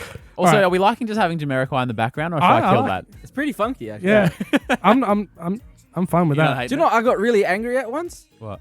And I'd love to know your opinion on this. I was Tell- at like please a tell us. live event and I was DJing and I was trying to make it sound more exciting. So I was Yeah. kind of trying to get this vibe, just slipping in a tune in the background. And all these people are looking at me like, cut it. And I was like, here I was trying to make it a little more trendy. What was 'cause the it's event? You were at a boring out. funeral, were you? No, it was like, I was the only guy there because it was like a women's show thing. Oh. He was at a strippers. Let's just. That would have been nice. I just want to say. Opposed to where I was at. I just want to say, Joel. We needed his own segment. What pisses off Joel? And it's literally because Well, maybe you should just be a guest on your own show one week. It's like the Joel edition. Yeah. What pisses off Joel? If we ever just need a week where we can't Light get it on up. Yeah, Actually, sure. my missus laughs so much because everything will be cool. Next minute, I'm just going, you know, those fucking pricks are this that or. And she just start laughing So about I was just looking down, just like double checking. We're definitely not on air. Could you? No, we're right. No, but I won't get aggressive. I'll just get like into a point where I'm like, you know, this has really pissed me off. And I think you wouldn't have a job if we were on air because I think we've dropped that many F-bombs in the last. Yeah, probably right. What were we saying, Joel? No, He's saying he there's doesn't get nobody- angry. He just gets frustrated. Yeah. Yes, What you was that? took the words right out of my mouth. That's what I say. I'm not angry. I'm just frustrated. Yeah, I'm not angry. I'm just frustrated. Now, I'm going to get back onto track because Joel can bring out stuff and I will. I got a list of things. Okay. Because I did the research. Yep. And I I just did want too. to. I just want to clarify. We actually had a discussion, and I was literally like, "I'll do the I was like, "I'm going to do a heap of research." He's like, "What should I do?" And he's like, "I'll just ask the smart questions." So that's what he That's said. what you That's said. me. Just every week, I just ask the So smart I do the questions. research and I learn about everyone, and Joel just. You've definitely got the questions. No. Normally, I ask technical questions. Okay. So let's just say we have like somebody comes in and they might be a rapper or like Yep. a songwriter or something. I'll be Yep. like, okay, what structure do you use to do this? Yep. And I'll get into the tech. Yeah. I'll tell you a good way to get out of doing show prep as well is just saying, I think give a better performance when I'm just coming at it fresh. Yeah, that's He what I literally do says say. that. He's like, I don't want to know anything. I'm great at reacting to my surrounds. Yeah, Use that one. no. Or you Or can he's just say, just you can just late. say, and how does that make you feel? Yeah. Or just repeat what they say. Yeah. Yeah, I went to Thailand. You went to Thailand? Or And then read. I'll How just- was that? Then they'll just keep talking. It sounds like we're learning from someone who adapts those Yeah, techniques. Tell me your way of preparing. He doesn't I don't- fucking do I anything. just walk in and sit down. So you just walk in and sit down? Boom. Yeah. You just keep saying that and they'll just keep talking. And then he'll start telling a story, Yeah. and then, all right. Getting back to the questions that I've researched. Yep. To be honest, I haven't researched any. I just literally wrote down topics and I Yeah, kind of yeah, bounce yeah. off of that. So you in Canberra. Yep. Bigger than Bunbury. Yep. And then Clearly. yeah, it's Canberra. Yeah. And then from Canberra, so then you guys were there, and I'm going to bring it back to something, but Yeah. you then went from there, you got the call, Yeah. and you've come here. So Yep. you've kind of Yep. done the Well, that was it wasn't just like are you coming to Perth? Cool. Like I flew here to like audition 2 or 3 times, I think. Like I'd fly over, stay the night, means that, like every time I'm like, oh, I better catch up with the guys, get a bit of a rapport. Yeah. The 3 of us would hang out for like an hour. Hides would go home, and then me and Dave would get blind. And that happened a few times. And then the show in Canberra was really good. Like, you know, won a lot of awards and it was making a lot of noise and doing a good job. It was going to change a little bit. But the show we were planning there was pretty good. So I was a bit like, I love Perth itself, but in terms of work, like this is a bit of an unknown. Yeah. But I know Canberra and I know what we can do is going to be great. So I was a bit of a 50. decision to make. And then Bridge was thinking about work and do we want to move across the country again? And like, yeah, it was a big decision and a big decision for Hit because again, I'm not a known celebrity. You've got a lot of comedians and professionals or people that work Or, here on the station already. Yeah. So they're a bit like, some person we've never heard of from Canberra. Like I was a bit of a wild card. So it was a big call for both, I'd say. Yeah. And so you come over here, obviously started doing the show. Yeah. And then as a fate would have it, Yeah. Bridget then got a job back in Melbourne. Yeah. So for a year, she worked at Millbrook, which is in the Perth Hills. Yep. And that was great. And then she got offered this unreal job in Melbourne. And she actually was like, oh, I don't think I can go. And I was like, nah, you have to. Like, Do you feel as well, sorry to cut you off, Yeah. but do you feel that you get to that point in a relationship where Yeah. it's kind of like them following their dreams is kind of like, if you let me follow mine, like she came over here for you. Yep. You're kind of like, look, even if you don't want to, I'm going to make you take that job because I know it's good for you. Not make it. All right. Yeah, a little bit of that. And I do feel like I owe her. Like she's moved for me. Yeah. And I'm like, well, you know, she would never hold it against me or say it. But I do feel a little bit of, well, one time I'll move for you. And I feel like I owe you that. And then just the more specific circumstances, her job here was like a maternity leave cover. Yeah. And I think they were, you know, oh, we're happy. She was doing a great job. We're happy to keep you. But the reality is that the other lady, the new mother, could have just come back and then Bridge doesn't have a job. Yeah. And then my contract here ends in about 6 or 7 months, like the end of the year. Yeah.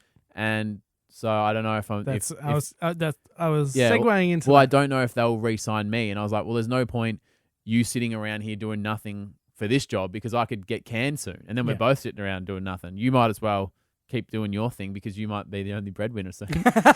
Especially the way this podcast is going. Especially the swear words going on in this studio. The fact I'm inviting foreign non-employees into the building after hours. I mean, It's great. yeah, it's so good. It's fantastic. I mean, there's still people around. Like it's. Is this the first time Cleans it. that someone's actually come in like this?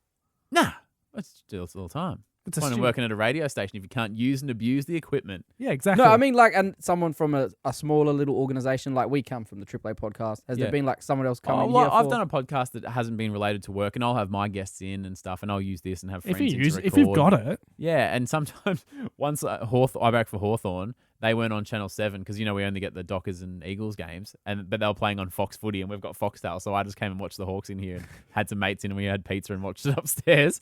But yeah, like it's a pretty open door here, especially when Subiaco, they used to have the football there. When I was in Bunbury, I used to come up here and get drunk with the sales guys. We'd have beers on the rooftop and then walk over to the game. that's so good. Yeah. I loved. I used to work here in corporate land here in West Perth, and Yeah. who I worked for was a major sponsor. Free tickets. Yeah, it's a great environment when it's that after work Friday drinks, But go you- to the footy, But it is, and it's Yeah. literally like they were down the road. You walk down, Yeah. like it's so. get treated real good. But now you got to go over there. Yeah. So obviously she's gone back then. As Yep. you brought up, you're out of contract at the end of the year. Yep. And now, not to shut your show down, but Heidi's What's going to happen here? What's going on? Heidi's pregnant as well. Yep. Xavier, he's getting married. Yep. Obviously, that's not going to, it's not.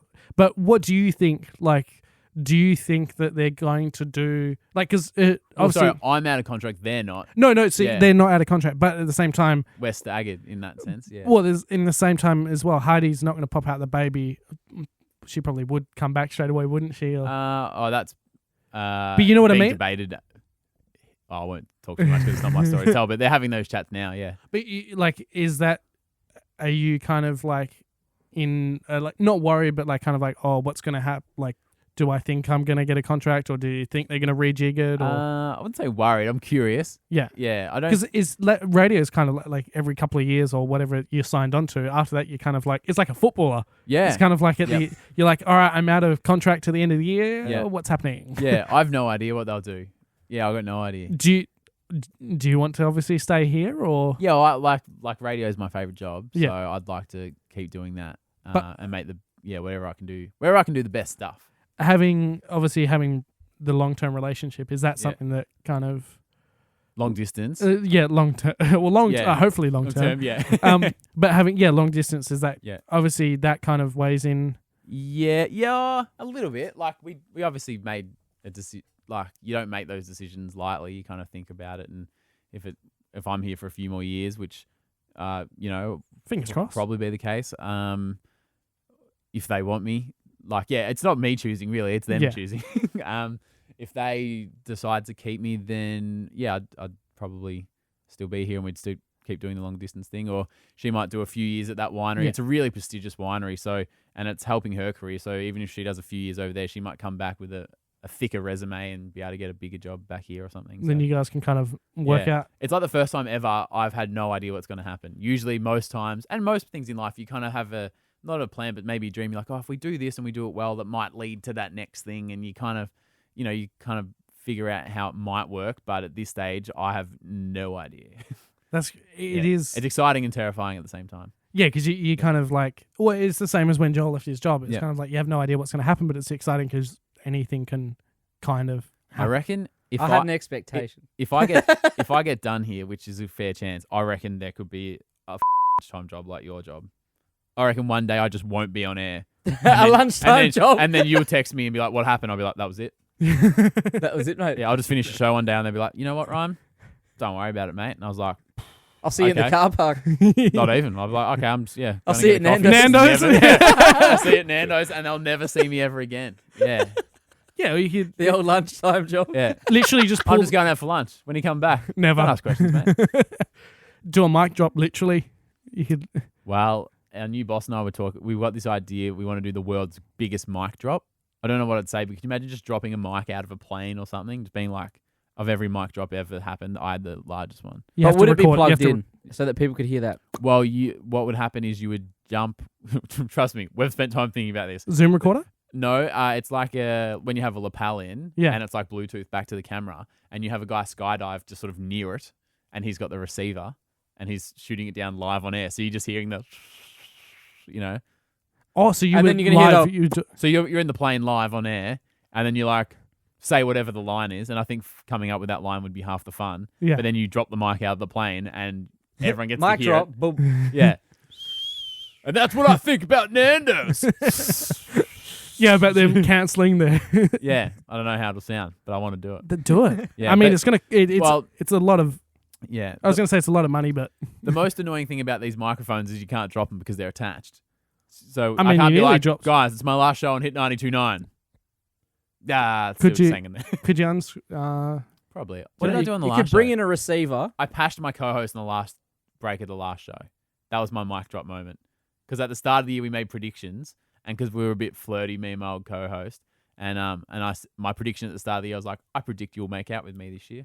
And then I played back that snippet, and I was like, it's 8:59. Let's get it on. There's about 50 people in the studio. I did that, and then just walked out. Someone else fired off the news or something. I was like, all right, see you guys later. Catches. I'm going to See ya. Perth. I'm out. was that Never in to be Adelaide? seen again. That was his last. That That was was my his last break in Canberra. Oh Yeah. wow! And they're like, oh, we got this meeting after. No, you No, don't no, understand. I'm going. I'm done. Yeah, I was going at 9:02. That's that. Yeah. See, I think that's a pretty good. That's a good one. That's a good. Speaker left a big slobbery mess on Tanya's face. She loved it. Probably not. Workplace harassment or something.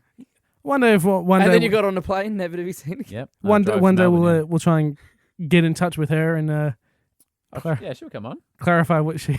What time is it over East? We could call her right now. Oh, I won't. What is the time? It'll be what 9:30. Yeah, 9:30. 9:30 over. Yeah, I'll probably let that one slide. Yeah, Yeah. you're just enjoying having your own, like your desk that you can. I like having all the toys. Like when we were doing that thing before, I was like, oh, this is fun. Yeah. Yeah.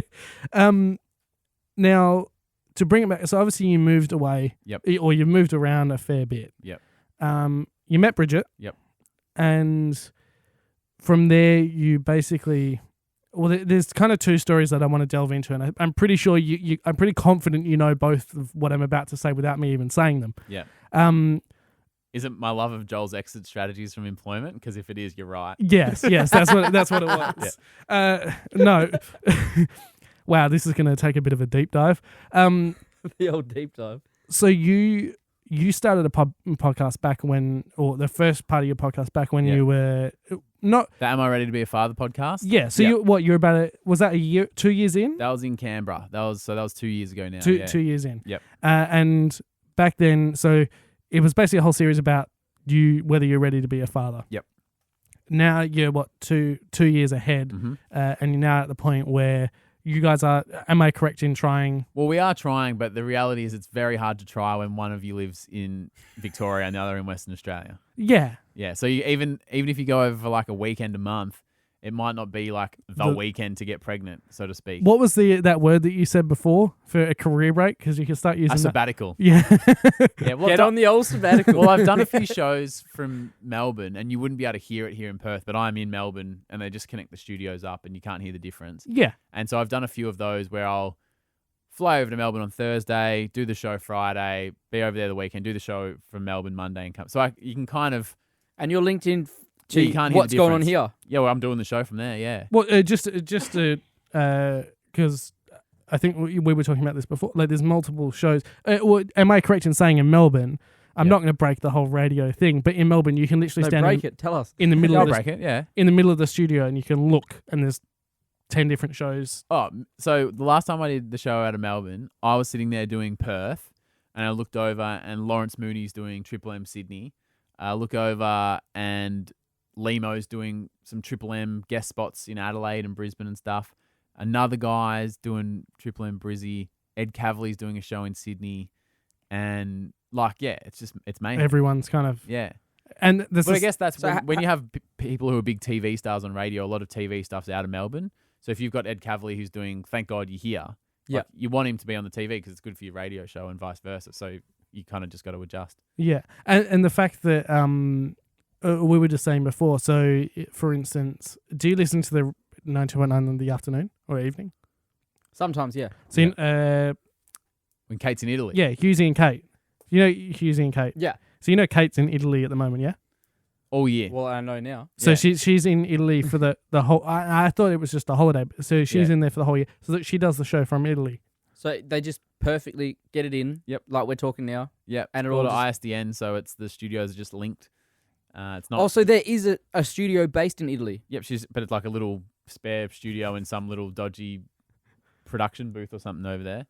And, Like a sublease or something. Yeah. Yeah, something. But you can do it. I've known a guy that did it from his hotel room, just sort of plugged in and Well, Carrie and Tommy do it from. Carrie's house. Yeah, I think Hides will probably do a few shows from her house during the pregnancy, I reckon. So that's yeah. We haven't discussed it, but like that's sort of, it's almost a given now that you can do that. And Well, they did it. yeah, I was listening to Carrie and Tommy. They did it from Yum Cha today.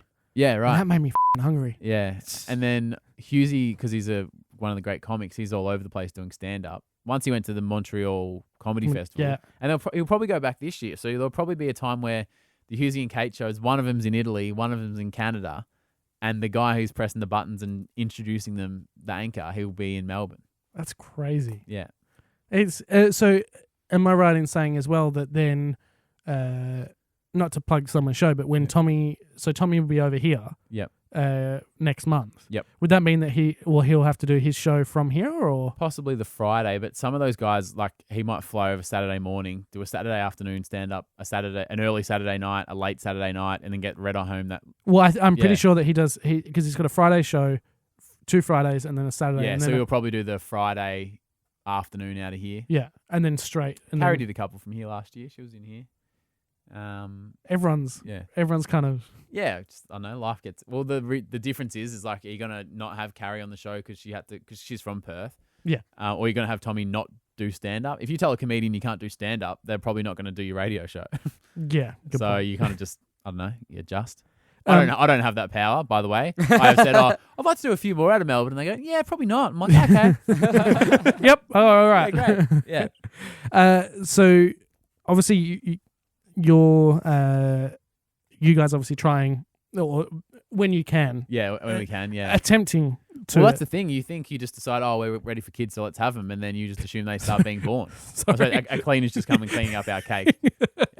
Yeah, so unprofessional. that caught me so off guard. Yeah, it's just a cleaner rocks into the podcast at 7:40 at night. Yeah. So what were we saying? Yeah, it's you kind of just expect that.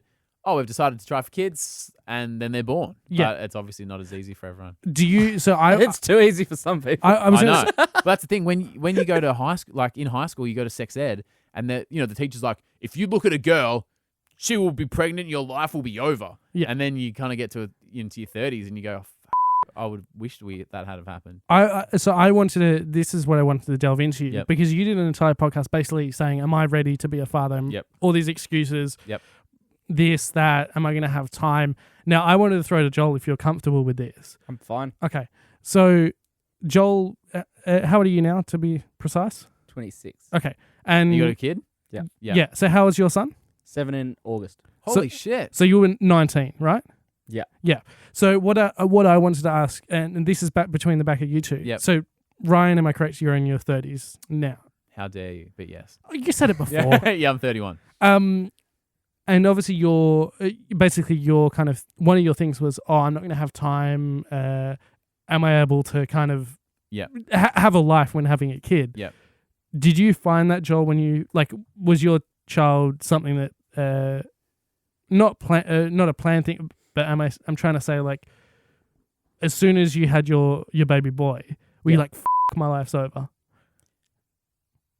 Not quite. I found that being a dad for me was something that suited me. Yeah. So Yeah. that's it's not for everyone. There's some people out there that I believe probably shouldn't have kids at all. Yeah, right. But I know a few. yeah. Depending on your personality, man, it's an adaptable situation. Well, I think I guess the thing about the podcast is that it's me choosing, whereas the reality is you don't get a choice. The kid's being born, and you got to be ready to be a dad, and you just get on with it. That's the thing. Once the fun and games is over, and you know that kid's coming on that date, it's like All right, it's business time. Shit. Yeah. Yeah. It's actually, like when you got that new job jumping on that airplane, you're in Thailand, it's like, bang, it's happening. Yeah. You know what I mean? And everyone I've spoken to and a lot of the response from that podcast was simply, you just, you're never ever ready. They're born and you got to get on with it and you figure it out as you go and you do your best. And 100%, there's no, because if you all waited till that perfect moment, you would. Well, there is no perfect. Exactly. So that was sort of the All outcome. those books, don't even bother reading the books, man. I'm telling you now, don't even bother. I've seen a kid shoot poo. There's no textbook that's going to teach you that shit. Yeah, far out. I didn't even, things I didn't know a human, let alone baby body could do, I've seen it done. Well, I see, because Xavier's got about a 6-month-old and he just comes in and goes, oh, check out this video. I'm like, what's going on? And he shows me a video, like his kid pooing. I'm like, what are you showing me this for? Yeah. It's disgusting. He's like, oh, it's so funny. It's crazy. It's a mess. Yeah. Apparently, once it's your own, that's the whole thing. Once it's your own, then you Doesn't can. matter. Like my best friend, her baby boy's 2 now, and it's kind of like I like the fact like he's getting to that age now. Like he's obviously walking that, but like he's being a child. Yep. And I'm like, oh, this is so cool. But I forget like once I finish hanging out with him and spending the day with him, she goes home and like has to do like she has Do to that all the time. Deal with the shit and parts it's as well. and like I lived with her we lived with each other for I think 8 months or something, and once he was born, so she lived with me for a while, and it was kind of like I got the test run of I say this, I was lucky because I got the test run of being a father without being a father, because it was like I had to look after him, or like I say look after him loosely because she was like, I'll clean the house if you watch him. So I just sat on the couch watching V8s and he'd fall asleep on me and I'm like, yes. Nailed it. But I know But that she would have loved that. She would have been like, I'd rather clean the house so I've at least Exactly. got this little bit of but something else. the fact of when he would like, I would be like, I can do wee, that's fine. Yeah. But when it comes to poos, I'm like, I can't do it. And that would be the point. Like if that's my child, no, Can't but touch another man's poo. if that's my child, then, or if that's your child, then you're like no one's doing this. Yeah, you don't have a choice. Do you feel, because obviously now, so once this goes out, it would already been done. But at the moment, you guys are giving out $10,000. Yeah. Yeah, so $10,000, and that's for someone's IVF treatment. Yep. Now, is that something that in the back of your mind has kind of, and Bridget has said this to you as well, that kind of if you got to that point where you're like, I don't know when's the right time, or like I'm making all these excuses, and then something like that, oh, we need IVF or that kind of thing. Yeah. Is that something that you have thought about, or? No, I haven't thought about it because again, you just get taught. No one ever tells you it's hard to get pregnant. School is the opposite. They tell you how easy it is and how you have to be so careful. Yeah. And so obviously, we'll look at our options later, but we're still not quite in that phase. We're both healthy, so there's no reason why we can't. It's just a matter of timing and stuff. But I'm sure, like, if we had to, we'd pay whatever it cost and do whatever we had to do. And we've spoken about if we had to adopt a kid, we'd definitely do that. Yeah. Although Bridget just loves the fact that The female, or just loves the fact that a female body can produce the miracle of life. And I don't get it. I'm like, I get that you want to be a mum and have a kid, but surely the being pregnant part would be fucking shit because it'd be so awful. And The 9 painful. months of Yeah, but she's like, no. Well, she's like, I just want to know what it feels like. I want to experience it. Have you got that on record? Yeah, well, it's a whole podcast on it. Yes, and I'll be playing that And back to her. Be like, I was remember gonna when say- you said this? There's something I've got to say. Yeah. You don't know a person until you know them pregnant. Is that right? And I'm not saying this lightly. I'm not saying this loosely. Yeah. You're going to really get to know them when they are pregnant because you're going to see them in every different way possible. Yeah, right. You know what I Yeah. mean?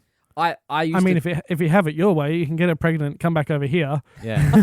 but yeah, when I Call me was when it's born. Yeah. Well, that's the thing. If she was pregnant now, I don't know what I'd do because I wouldn't.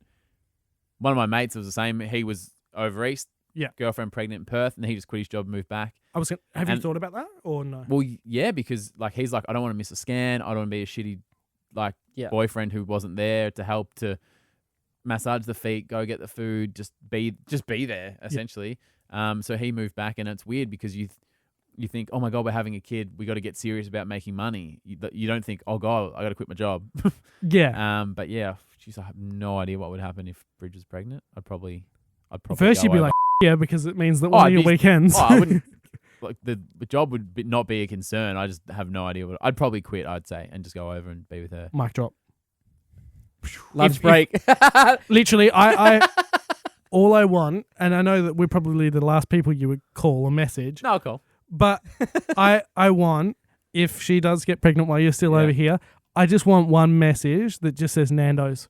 No, I just Yeah, want you to that's how say, you know. I'm currently on my extended lunch Wait, break, or yeah. I've just ducked out for lunch, and I'm going to know Yeah. straight away. I'll meet you in the Yeah. car park. Well, what I do if I found out, I'm like, should I call mum or dad first? No. I'll text you guys Nando's. That'll be first port of call. Then you Then got I'll tell about my parents. yeah. And then I probably wouldn't even come in. I would just go straight over east. No, because you know what? Technically, I wouldn't even come in to drop the mic. I just wouldn't come. You wouldn't even turn up to Nando's. You would- Yeah, I'd text you Nando's. I wouldn't go. code name Nando's. Yeah. Well, we were talking the other day about, because we're doing ads at the moment for Lotto Land. It's this US lottery company. It's like 700 million or yeah, something. yeah. And I guess the chat is always, and anytime there's a lotto chat, the first question everyone asks themselves is, What do you? oh, would you still work or would you still come in? And there's a lot of, oh, I'd finish out the year, or, oh, yeah, I'd come in and have a chat. And I was like, if I found out live on air I'd won, I wouldn't even fire the news off. I'd just walk straight out. I wouldn't even be like, I've won the lotto. See you guys later. Suddenly you'd just be like, Yeah.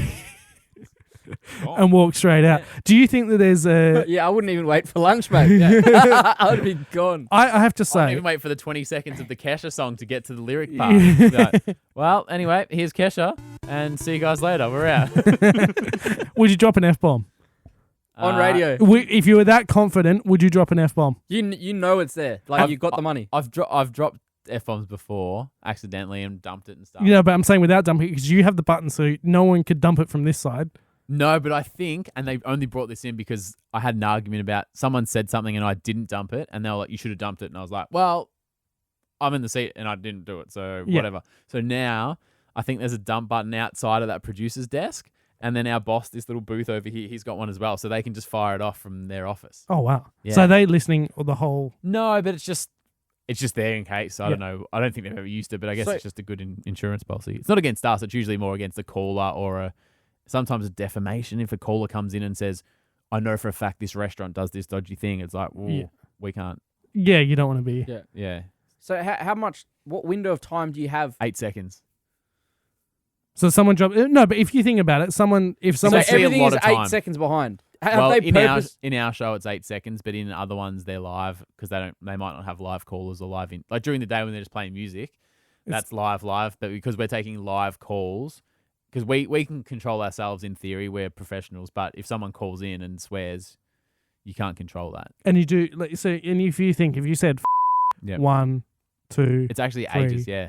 4. And then this little, hang on, I can play it here. Sorry. Someone said a big naughty word. Heidi, Xavier and Ryan will be back in a tick. Sorry about that, guys. Someone just swore. And How now, awkward- And now we're proper live, so no one swear again. How awkward would it be if you're doing all of these and then we listen back and it's not in the and it's just like 5 seconds of us just sitting there In just silence. Yeah. Well, I always think that because it's more the other way around. Where do you get the 8 seconds back from? I'm like, well, where does it go? Yeah. Don't think about it too hard. You'll do your head in. Wait. So is that purposely set up, Yeah. the 8 seconds? Well, yeah, because you can't have it too far, because then if you're asking for people to call in Yeah. and they're hearing it 2 minutes later and you're like, oh, we've already moved on. Yeah. So you got to find that little sweet spot, and apparently it's 8 seconds. I don't know. 8 seconds is kind of where it's at. It's enough So when time you for say someone dump to it, you've just got a button. You press that. That it thing says comes dump over, right here. Yeah, and just press dump. and that activates that little voice recording. Yeah, but more importantly, it takes It you from dumps 8 the- seconds behind to just flicks you to live straight away. but So, did it, so you just hang cut on, that wait. 8 seconds out. wait, but does that then mean that the live is then 8 seconds behind as well? Yeah. No, because you're it. So where do you get the 8 seconds back? So sometimes I can actually play that sound effect. So when I say, okay, I'm going to play the sound effect, and then I'll just start talking about the next thing. But what everyone else will hear is me talking, then 8 seconds of sound, and then I'll come off the back. But in reality, I've just hit a button, and you two on the outside of the desk wouldn't even realize. Okay. Oh, so you would have hit the button. It's going blah, blah, whatever it Yeah. is, but then and that's how you get the 8 seconds. Or you could run like Well, usually I play that, and then I've got this other little thing which just says like a generic kind of, get up with this show, and don't forget Hughes and Kate in the afternoon, hit Yeah. 92 nard, and then just And then you made up that 8 yeah, seconds. yeah. That's crazy. The It's a world head of to get it. And every desk is a little bit different. So when in Canberra, there's a different way to get in and out of it. So when I started here, I'd never used any of these computer systems and I've never used this type of panel. And so I was trying to like have a conversation with them whilst learning all these computer systems live. Which is a nightmare because I told them I knew how to use it before I came, but I didn't. Is that the old cheeky resume lie? Oh, you know how to Just use this, fake don't it. you? Oh, yeah. fake it till you And make that it. was pretty much the interview. I mean, give someone. I'm sure I could come over there after So, You figure it out. It's not that hard. 10 yeah. minutes of. I mean, I make it sound hard and impressive. so but it's being not. that my smart question job is the tech, Yeah. let's touch on the tech stuff. Yeah. So have they sent you for courses or anything to Nah. do this? No? I like the way you put that. Nah, but like not for like it's more the other way around. It's me going, "Hey guys, can I go do this course?" And they're like, "Oh yeah, we'll put it in the budget maybe," and then you never hear back. But So you have done audio and radio courses, or I have probably not as technical, but like I'm teaching myself how to use Adobe Premiere, so I'm doing a lot of online tutorials. Or do you guys know Creative Live, that website? I've heard of it. It's sort of I want to say an online university because it's not these big 3-year degrees, but there's a lot of short courses, a lot of videos, and you can. are these paid ones? They are, yeah. Yeah. But then there's obviously a lot of tutorial stuff. So I've done a lot of paid ones for those, and I like doing courses about like it sounds lame and cheesy, but about creativity and storytelling and that kind of stuff. So Yeah, no, that's cool. yeah. Yeah, I use Udemy, which is kind of similar. same to what you thing. said. Yeah. Oh, similar idea. Yeah, where someone who's an expert in something will go, "Hey, here's my 10, 20-minute little lectures." Yeah, You but can- sometimes a question: are they an expert? Well, yeah, there is that. Everyone's an expert now. I mean, you Yeah. just fake it until you make it. Like the same. Yeah, kinda. And I guess with this, there is no I'll teach you. The only way to get used to this is to just use it. So Yeah. like they just go on there and figure it out. And like I said, I stuff up all the time and no one ever like it's pretty rare that for one specific mistake you'll be in trouble. Because Yeah. like if I press the wrong button, I know it. They don't need to tell me. They know that. Yeah. And usually when I started, if you stuff it up, you try to cover it up a little bit. Yeah. Where you just sort of hit the wrong button and it's like, oh, Hit sorry. the same one again. Oh, but like as you get more comfortable, you're just like, oh, hang on, I pressed the wrong button. Here we go, and it actually doesn't matter at all. Yeah. I mean, you wouldn't want to do it too often, but like people don't care. Not every time you kind of like. Not every time. Have you come across like a guru who'd just be able to do the whole lot of this? Some people are guns at it. Believe it or not, Ryan Seacrest. Do you know Ryan Seacrest? Ryan Seacrest. So he still does his own board, and he's a gun. So he could be having a chat with you guys whilst editing our own chat at the same time, so he could play you back a grab of something you just said. But like, he's insane. I mean, but he is Ryan Seacrest. But that's the thing. You kind of always assume these big famous people are like, oh, that he'd probably have a guy do that for him now because Yeah. he's so big. He'll probably just sit in his fancy chair and have some assistant. Yeah. Or he's a good-looking guy with a shiny face and he's friends with the celebs and you go, nah, but he's the real deal. Yeah. Kyle Sandlands, he could get a guy in and not bother. He could just sit over there and talk shit. But he's like, nah, I'm on the radio. He doing it knows, properly. and he knows his He's shit. a gun. Yeah. He's a gun at it. Yeah. I'm not that. There's guys in the building who are good. Tim Lee, who's does the afternoons, he's a weapon. If I've got a question about it, I go ask him. He's real good. Your beards as well. Yeah. Well, Yeah. his is obviously not as good as mine, The but Beard Brothers, eh? yeah. Well, he actually look a bit similar. It was weird. When we first met, we kind of looked at each other and we're like, oh. How much does Ryan look like Grizzly? Is that the rapper from Sydney or something? Oh no! Who's Grizzly? bit. No, that's I've Grilly. noticed there's a bit of a pattern though. Who's Grizzly? Grizz is a guy here. Local it's DJ. Local DJ. His name's Greg. All right. So I'm going to sound like I was hanging out with Peking Duck the other day. Oh, all right. Name drop. And I think they said the same thing because they were chatting about because I was adopted, and then apparently they know this guy with some name like Grizzly, who's also Name. who was also maybe The hair and the beard. hang on, No, but there's a pattern. The beard goes with the old hair. Look at Ryan. But apparently he's got some weird. Yeah, I see that. I mean, he could be. I don't know half the side of my biological family. I was gonna say, and Do you know?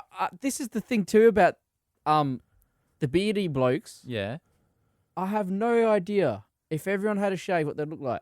You could rob a bank. You could change your hairdo, and have a shave, Well, and no one would know who the hell robbed the bank. the You know? reason I have a beard and don't shave is because I'm too scared to find out how many chins I've got going on under here. I've had a couple of good years, Yeah. bit heavier than I used to be, and I just don't want to know what's underneath. Did you have the beard during the volleyball? No. And because when I went work in finance, it's very like, Oh, okay, yeah. straight edge. So straight that edge. was yeah. the radio. Yeah, well, it wasn't about growing the beard. It's just when you have to shave and then suddenly you don't have to, you're like, oh, I'll just leave it another few days. And it's just suddenly you're like, oh, Just I'm a grew. beard guy. Like I never decided that. It's more about like, as you guys know, it's a pain in the ass shaving every couple. Or do you know that? You like I shaved today. Mine would get like that. No yeah, worries. right. Okay. More Darby. I don't like it though because it goes No, red. because I was like, oh, I better. Does yours go red? If I use a razor, I use electric. What makes a difference? Yeah. So hang on, are you saying if I shave it? No, would it be- you're screwed because I know your I thought bloodlines you now. meant, I Yeah. thought you meant beard rash. Oh no! Oh, like no, see no, how I no, got no. ginger in the beard? I hate it. I wish it was black. I get a little of that because I got the Switzerland. Yeah, yeah. You know? But Yeah, neutral. I feel ya. Yeah, so I hate that it goes ginger. Neutral. Yeah. To touch on that because you go Actually, first. my You- old boss, because he was starting to get a bit grey in the beard. Yeah. I'm You getting know that henna, right. like henna tattoos? Yeah. Oh my god. You can get like a henna and it will dye your beard. You just run it through and then boom. Maybe I should do that because I'm getting greys and I'm also pretty ginger. Now you did mention before you are adopted. Yep. And that's something that's Joel doesn't know, but well documented as well. I did know. Yep. So you went over 2 years ago now. Christmas, just as I got this job, I found out the same day as I finished in Canberra was the same day I found out they existed. Yeah. And then went for Christmas at the end of 2017 into 2018. Yeah. And so obviously you met your biological father. Yep. And that story, if someone wants to, I guess, find Yeah, out. look the it full up on Facebook. It's, as you said, very Yeah. well documented. There's Yeah. Facebook. There's you've got your podcast. It's on Yeah. there as well. Yep. We'll link it below anyway, so that people can watch it. Sweet. Have some tissues. Yep. But For crying, not masturbating, obviously. It's not that sort of story. sabbatical. Yeah. Just quickly before we get into that, Yeah. I challenge you tomorrow. Mhm. I want you to work sabbatical somewhere into your show. You've Oh, got done. 3 hours. No, I'll do it in the first break. You better be up at 6 Yeah. I Jeez, what time is it now? I'm only going to be on air soon. It's getting late. in 10 hours. Wait, Yeah. what's tomorrow? Yeah, we're on I'll- air in 10 hours. Thursday. I will be up tomorrow morning. Why? Uni. Oh, okay, yeah. Not for me, obviously. Yeah. Durfred. Yeah. But Sabbatical. I'll use sabbatical. I'll And then we'll insert it here. now you being adopted, you Yep. met your biological father. Yep. But am I correct in saying you haven't yet contacted or met your biological mother? Correct, Or yeah.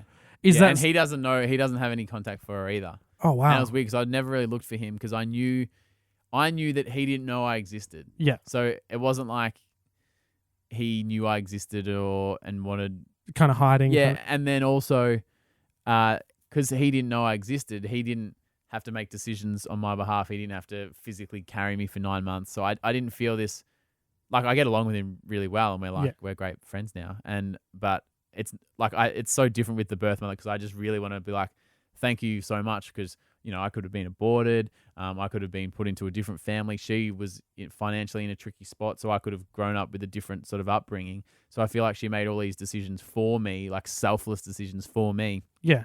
And whether I'd have a relationship with her or not, like I said, I'd just love to be able to meet her and just be like, hey, I just really want to say thanks because so many birth mums grow up with this sort of guilt of like, oh, they probably hate me and they won't understand and they think I hate them and I don't love them. And I want to be like, whoa, you don't have to feel guilty about anything. Like, Was she? That was over in Melbourne. Yep. Yeah. So, do you believe or do you have a feeling that she's heard this or someone's well, like? Because let's be realistic. Your video went 500 million views. It went viral. And then it was on the Project Sunrise today. So I would do think a fair bit. I'm like, how could you have not seen it? that's what, Or someone, exactly. her cousin sees this and goes, oh, maybe that's bloody Because Julie's there would have kid. had to been someone around then that basically knew. Oh, she's had this child. Like there would have been someone close by with her that. Yeah, well, she didn't tell a lot of her family. She didn't get along very well with her family, and I think that was part of the reason why she didn't want me to grow up in that family because it was a bit broken, and Yeah. Her parents were, I think drinkers, and it was just a bit of a hectic lifestyle, and she was fighting the good fight to get out of that. She was studying and looking for work, and she was really like, I don't want to continue this trend that my family has, and I want to start a new one. And then she accidentally gets pregnant. And one of the things that really hit her mentally was she was like, oh, this is such a thing that people in my family would do. They would get knocked up and, and she was trying to buck the trend. Yeah. I've since found out. And so that's why she was like, I don't want my child to grow up in this rough environment. I'd rather them with a mother and a father. And she was really big on, I think a child should have two parents. Do you think why this is why when you're put in that situation with Bridget of I need like she's like I want to have a child, where you're kind of getting to that perfect kind of, you want everything to line up and be perfect because you don't want to be in that same it's not about perfect, but I think a lot of people have kids because they want a kid, not because they're ready. Or they're right for kids. Yeah, and like you said, when you were like, oh, you think you're better for it, and like I want to be in that spot where I can feel like I'm going to be better for it, and I'm going to give them the upbringing, I don't know, they deserve. I don't know if that's a weird thing to say. No, but you want to do a good job. I guess I just don't want to be a bad dad. And so I want to be a good dad, and I want to be in a good position to be the best dad I can be. But as someone, as that's been said to you before, you saying that and thinking that is already like you're already going to be someone better because you're already thinking about it. Yeah, but it's a good excuse to put it off though. So that's the difference. I've moved on from that though. Yeah, what were you saying? My brother actually said something once because he's a dad too, but he's 6 years older than me, and he had his kids after I had mine. Yeah, right. But some of the stuff, and he read all the books, and just one thing he said to me once is he goes, you have to be careful around the kids. He said, what you say, a joke, a small little thing you do, they could have that stuck in their brain for years. Yeah, it's so weird. I think of stuff all the time, like really minuscule things that Dad said or we were hanging out or he did, and you go, oh, that was 25 years ago, and I'm hanging on to that little thing. And another thing he also said is, he goes, with time, when a child is only 5, you know, when you're at school, you're like, school felt like it was all like took forever. He said, your half an hour of going and doing something and leaving them by themselves, that can feel like a whole, like that quick half an hour, that quick 5 minutes where they just wanted you to play with them could feel like a whole neglectful period of time. Yeah, for you sure. know? Well, I mean, it wasn't until like my brother told me all this stuff, I was like, I had no f***ing idea. Yeah, so you know what I mean? Well, like time goes slow. Like when you're 10, your life, it's one. How much did grade 2 feel like 10 years? No, but No, and but now you're like, no, but shit, in it's already this date. Yeah. In the same sense, when you're 10, it's 1/90th of your life. Yeah. When you're 80, or when you're maxed out. when you're 60, then it's obviously 1/60th of your life. Yeah, that's about right. You f***ed the first bit up. When you're 10, it's 1/10 of your life. Yeah, I did. Yeah, but we know what you're saying, and I agree. You get like obviously as 20 a quarter, 40 a half. Yeah, 80. You're doing well if you're still around at 80. Yeah, these days. But as time goes on, obviously it moves quicker, and like I know nowadays it's like it's what date? Like we're already in April. Like it's madness, right? Or May when this. Yeah. This goes out. Letting you know it's going out in May. What's the lag time on the podcast? Old lead times? Well, I've actually got to edit it, don't you? Yeah, it's a nightmare. Well, the thing, and there's a lot of time. ETA. A lot of time that it's kind of we've done multiple. Yeah. And because we drop them every fortnight, so if we record 3, you don't want to burn through them. Yeah. Well, and it's more I have to edit them. Yeah. And it's a pain in the ass. Yeah. I've got other stuff to do in my life, and these guys haven't. Yeah, no, we get it. Yeah. Yeah. Mate, I got my own stuff I do. Don't worry about that. You don't have a job at the moment. I do, actually. What is it? Job number 1 is I'm a DJ. Yeah, no, you said that. No, wrong. Job number 1 is you're a father. Yeah. I don't think of that as a job. That is a privilege. I call shit on that. I like that. I like that a lot. Thing is that people listening can't see the fact that Joel's laughing. Well, go right on now. YouTube and watch it. He looks smug as Smug. and I'm all for it. I'm with you. I'm just glad that I said that. Yeah, no, it's good. Yeah, he's gonna save, cut that bit up. Save when a couple of conversations. No, I'm gonna play that at the boys' 18th. I'll be like, do you know what I said in the 92.9 radio station, and I'll make it look like the show I used to host. Yeah, I'll make it look like, you know, back when your father was back when I was killing it, you know. I'll drop that. Now, we're pretty much. I've gone through the things that I really wanted to touch on, and I guess if there's things like there is topics here which we will link down, everything about your like your adoption in the side of things that people can watch because it's a conversation in its own. Yep. The only thing I wanted to ask, with you being adopted, Yeah. and obviously, like, hopefully everything goes well in regards to having kids as well. Mhm. Have you thought once you have your own kids, would you adopt as well? Like once Yeah, I once would. they're like old enough, when the Yeah. couples are a bit. Well, I said that to Bridge. I was like, I'd love to adopt because it's almost like a bit of a paying it forward. And I think I've done a good job of telling the story that everyone used to think adoption was like a bad thing. Yeah. Oh, the kid gets abandoned, the parent's a bad person. But I was like, no, like my mum and dad were not able to conceive and they got to be a mum and dad. Yeah. I could have had a really rough upbringing, but I didn't. So I'm a winner. Mum and dad are a winner. My birth mother was placed in a tough position, but she then went on and she got married a few years after I was born. So she's, I hope, doing well and Yeah. she's a winner as well. So I just think it's a real positive. And there's a lot of kids who are brought up in, some tough situations. And if I'd happily, or even just foster parenting and stuff that people, they take people in for a few months and whatnot. We'd love to do that kind of thing as well. Do you obviously, like, have you thought about, because there's a lot of times I've seen this. I remember a little while back there was a girl, or a baby, I don't know if it was a boy or a girl, in Midland, and they were just literally dropped off. Yeah, Like far out. the door, it was a doorstep of a hospital or whatever it was. Yeah, That that old classic. but the fact that you had that, I guess, whether it's luck or whatever you want to Yeah. call it, the fact that you kind of just, you had a couple that couldn't conceive. Yep. And basically were able to adopt you, and now you are where you are now. Like, you've done pretty well. Well, yeah, it's crazy to think this is the thing I think about, like this weird matrix thing. So when the year I was adopted, there was, I think, a couple of thousand couples in Victoria that were looking to adopt and had been signed off and approved.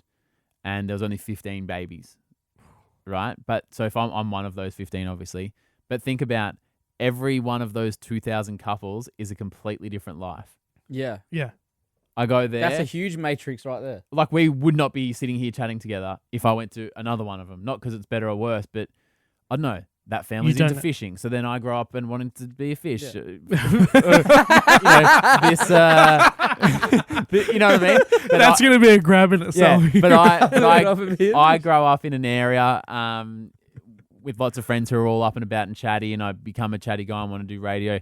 Dad was really into AFL, so I loved AFL and I loved playing sport because mum and dad were both really active, and that was a big part of my life. And like I said, any one of those 2,000 other couples, different hobbies, different environments, like, who knows? Yeah. Do you know what's Yeah. actually like how you said about the misconception of adoption? Yeah.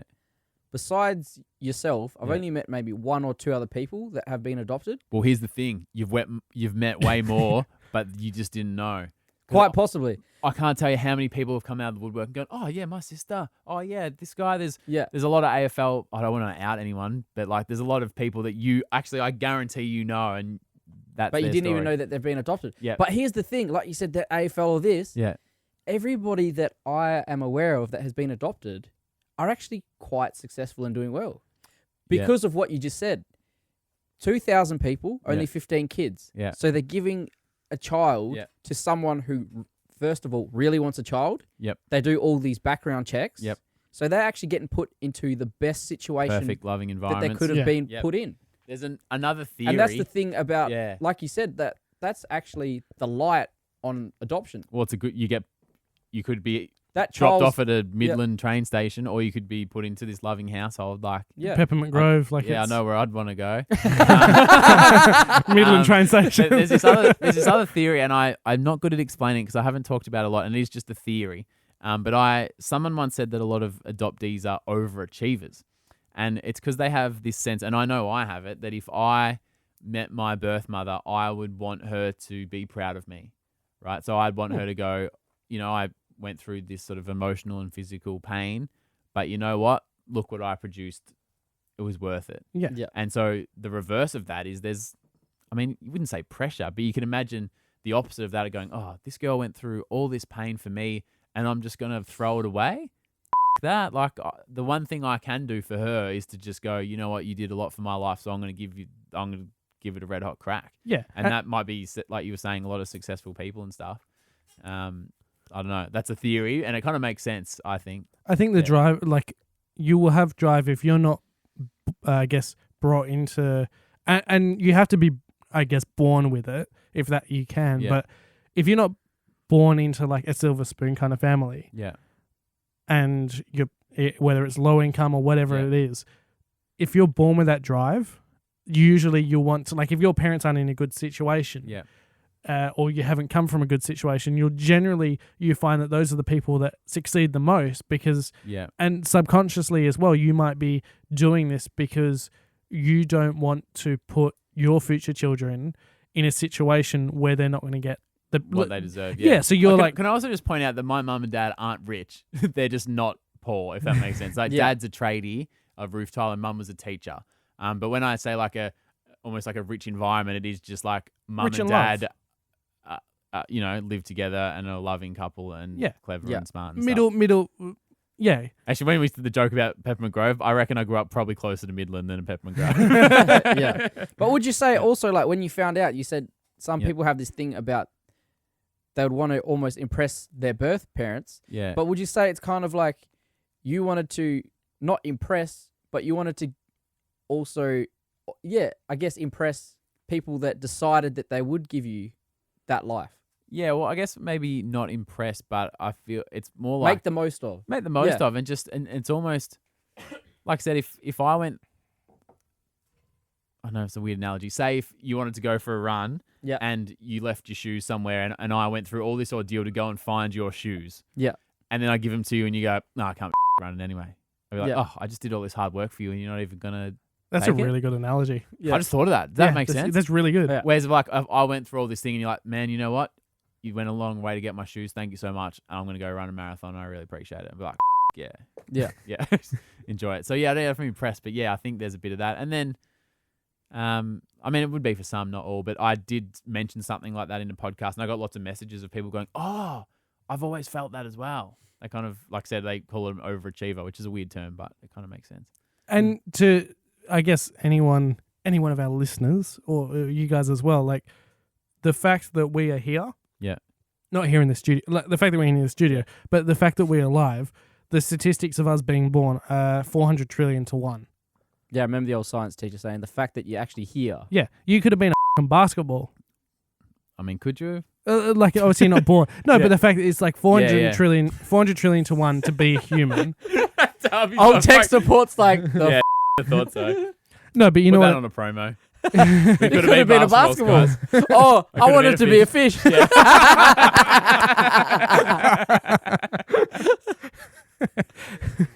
No, but you know what I mean? Like the fact that we're here. And if, I think as well, if you wrap around, people take it for granted that they're alive, that they're in Yeah. a family. Like when you have that fact of if you're adopted as well or brought up in a rough upbringing or a low socioeconomic, if you wrap your head around about how lucky you are to be here, then Yeah. that then flips it around to go, well, like you've only got 80, 90, depending on Yeah. how, like many years.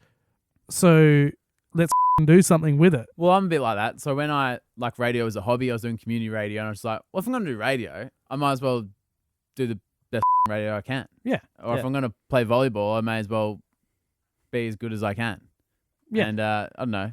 It just sort of seems normal. You just kind of want to be the best of. What is the best that it's so Best lame of to be like yourself, the yeah. best that I can do, but like I said, when I look back on volleyball and go, well, not that tall, I wasn't that good, but I gave it a red hot crack and had a good time, and you can look back on it and go, yeah, Do you think you could do the same with radio? Do you think you're at that, or do you think nah, you need to? no. There's Nah. the last show was getting good. This show is feeling all right, but I definitely, if I left now, I'd feel like I'd left something on the table. Yeah. In regards to being like with adoption, I was listening Yeah. to something today, and it was on your show, Yeah. and someone was saying that a lady was saying that at 40, that's the limit, Yeah, I didn't know that either. and that, like you have I to think be a that's certain, Western Australian. It might Okay. be different in other states, but she said I'm getting. and well, you have she to be a used- certain weight, and Yeah, she had to be a certain BMI. did you know that? Cause No, she's- but I can imagine. Like, it's not an easy process. No, adoption, not Yeah. IVF. Yeah. but I don't like. You'd want good stringent standards, like you were saying before. If there's all these people wanting to adopt a child, you're gonna go, well, are they healthy? Are they going to be around? Yeah, for, who's the best applicant? Yeah, Yeah. They're not going to have a heart attack in the next. Yeah, like if they're 50 and they're not that healthy, you go, is that the best environment for a child to spend the next 18 Yeah. years? Like, I mean, it depends on what their income is yeah, for their child. Yeah, yeah, but yeah, the that's income's like one factor, but Yeah. probably not. Do you the think biggest. that I don't personally know, but is that something that they look at? Like, There'd have to be a baseline? I don't think it's like the richer the better, but there would be there a would be a minimum of baseline. like. Yeah. yeah, Well, you but kind of, more if you're employed and educated, Do you that would surely help. do you own a house? Yeah, what kind of kind of thing. environment are they going to be in? I think that would be a factor. Actually, I just need to tell you this one thing. Yeah. Because I was going to donate sperm to this same-sex female couple because I know how hard it is for some people to, become pregnant. Obviously, through lesbians, there's the missing factor there. And Yeah. I just thought, oh, that's a nice way for me to kind of pay a good gesture forward. And I go onto the website and it says, note, you do not get to have a threesome with the lesbian. And I was like, is there some creeps going, oh, well, if I have to be a sperm donor, I will, but I could hook up with 2 chicks tonight. Like, is people But going you- on those websites thinking that? no, but as a question, if they're Yeah. your friends, Yeah. and not to get too deep, Oh, but- this wouldn't have been. don't think of it like that. No, but if you had I guess rapport is not even the right Yeah. word, but like the fact that if you had 2 friends that were lesbian, Yeah. and you were obviously single, Yep. and you were like, hey, you guys want a baby? Yeah. I can give you a baby. Yeah. I said it to Bridget, and she said, I think that would be great later, but I want the first one. Is what she said to me. I I'm like, mean- yeah, fair call. But for that, I think it'd be better if you just didn't know. Yeah. Like some family can go off and have their own life, and That would be because it get murky if I suddenly, when the kid was 2 years old, go, well, actually, that's my kid. Like, I don't know the or ethics you're- of that, but yeah, you they're can like- see how that could get real weird real quick. they're driving past and seeing like billboards, and they're like, I look like him. Yeah, I look like that guy. Am Yeah. I going to grow up to look like that? God damn it. What happened, mum and mum? And I just remembered something as well, talking about billboards. Yeah. Was with your face on that bus. Oh, have you guys seen that? I sent you that photo, remember? Oh, was that you that sent that? Yeah. Ah, that's the only time I've seen it. Okay, so just to clarify, so when I first hit up Ryan, Yeah. the first thing as I was going to message him, I was like, oh, like 50, like, am I going to message him? And I was sitting at one of the venues And a bus passed you. and a bus passed me, and it had his fucking face on it with a quote underneath, and I was like, this is creepy. And I was like, then I What was messaged the There him. it is. What was the quote? It's a song lyric. It's like, because I'm happy. The idea is when you see that, you kind of like, because I'm like. no, I thought it's why linked to the the playlist. in I was like, theory. why? And then there's Well, one that's of the thing, there's one of Heidi. I live near there because I live near Kings Park, and I reckon this bus nearly hit me one day. Do you know where that is though? Where? Rockingham. That's in Rockingham. Really? It looks like Kings Park. No.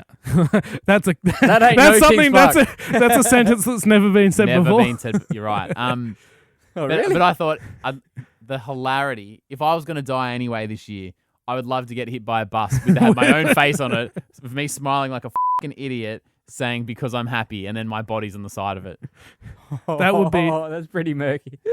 But so, and because you each have one, because I know that I think Heidi has one towards Freo. There's a few buses and billboards and stuff. Like I said, I've seen this here, and I haven't seen them much, which is weird because we go to this whole photo shoot, this whole campaign, spend heaps of dollars. I've never seen it.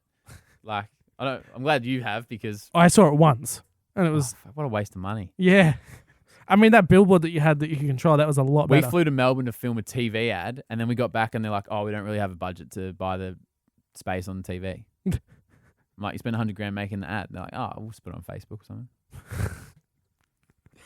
I wish we had those kind of budgets here. Oh, That- that'd be Oh, so you could amazing. burn it as well. I was like, "Hey, if they gave me $100,000 to market the shark, I'd love to have a crack at that." yeah, man, $100,000. The That video could, got 1 like.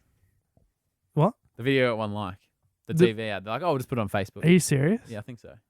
And then you're like, I think I've still got it on my phone. you'll so I put saved something out and it'll get like, So what, they just put a general post on Facebook of that ad they spent 100K for. it. I don't know. I don't know if they spent $100,000, but it would have been crazy because full film set, hundreds of people, extras, actors. So even if it was half that, even if it was just 50. no, I reckon could be it would more. be. I reckon it would be 100 plus because the thing is, then Well, they you've- did Brisbane, Adelaide, Melbourne, Sydney. So it would have been like 1 million, but then I guess you divide that up like Perth pays a bit, Melbourne pays a bit, Yeah. national, blah, blah. and the fact is as well, you've got to add in as well the fact that they would have flown you guys, people from all around the country. Yeah. yeah. And then we found out on the way back, oh, yeah, we don't really do TV advertising in Perth. And we're like, Oh, but did those ads get aired that's when they didn't get aired. At all. in Australia? Oh, well, like I'm sure that the other markets did for their shows. Because the idea is it's the same kind of ad, but then there's a little bit with the Perth guys in it. Yeah. And then they'll kind of like take us out and put the Sydney guys in for that same shot. And so it's the same ad, but slightly different. Oh, so it didn't all go to waste, you don't think? Yeah, they use theirs, as in all the other cities, but just in Perth, they're But you like, think we're not going Perth to wasted close to 100K? I have no idea, but all I know is that we made a TV ad that never went on TV. You just wanted to be on TV. No, it's the opposite. I'm like, don't fly me to Melbourne and waste my time if you're not going to use it. Or vice versa. If we've got all this money to spend to promote the show, I'd love to use it to promote the show. Yeah, $100,000 you could spend on something else. Oh, Well, look, we're pretty much getting to the end. yeah, I'm on air in 9.5 hours, so probably should wrap this up. Yeah. Well, all right. Just, I know we're in your studio, but We've got Nando's to get to. exactly. I was thinking about that a second ago. But I will throw. It's weird because it's not our studio. Yep. But Joel, is there anything else you want to add, detract? This is quite a large one, and you probably get this all the time. All right, Yep. we do want to go to Nando's. No, that's before fine. sharks. But you can sum it up relatively quick. Okay. Because So he's going to ask you a big question. You're going to sum I'm it up. sure Yeah. you get people saying, how do you get in a radio? How did you get in a radio? Yeah. How could I get in a radio? Yep. How could you... So as I mentioned hours ago, I started on the street team. Yeah. Which is sort of the easy. I'd say probably the easiest way in. You don't need qualifications. You just need It's a door in. bit of attitude. I mean, just a bit of positivity, a bit of a vibe, and driver's license. Like it's a pretty easy way in. And then, I mean, I could probably go around the office and be like, the person that does this job, they used to do that other job. Yeah. And so it's just one of those. You just got to get in somehow. Yeah. A lot of people get a job in sales. You might not love sales, but if you love radio, sales is a great job, pays you a shitload of money, and you might do that for a little bit. And then you know what? When a other job comes up, we're all in a big office here. You just walk over and you go, hey man, like I'm really interested in this side of the business. If anything comes up, I'd love you to consider me. And there's actually so many jobs that people don't know exist and they're probably perfect for. Like how many people would have no idea that there's a music director? Yeah. Your job is to schedule music for a station. You're chatting, Sony's coming in and introducing you to Dean Lewis and going, hey, Dean's got a new song. He's going to play it for you. Great. Dean's here.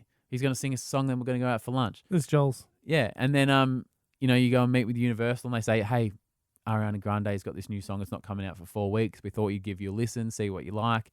So when we do release it, you've got it loaded, ready to go. And we can get her to introduce it. And she's in LA, but she can do it. Hey, it's Ariana Grande. Here's my new one on Hit 92.9. Do you want that? Yeah, sure.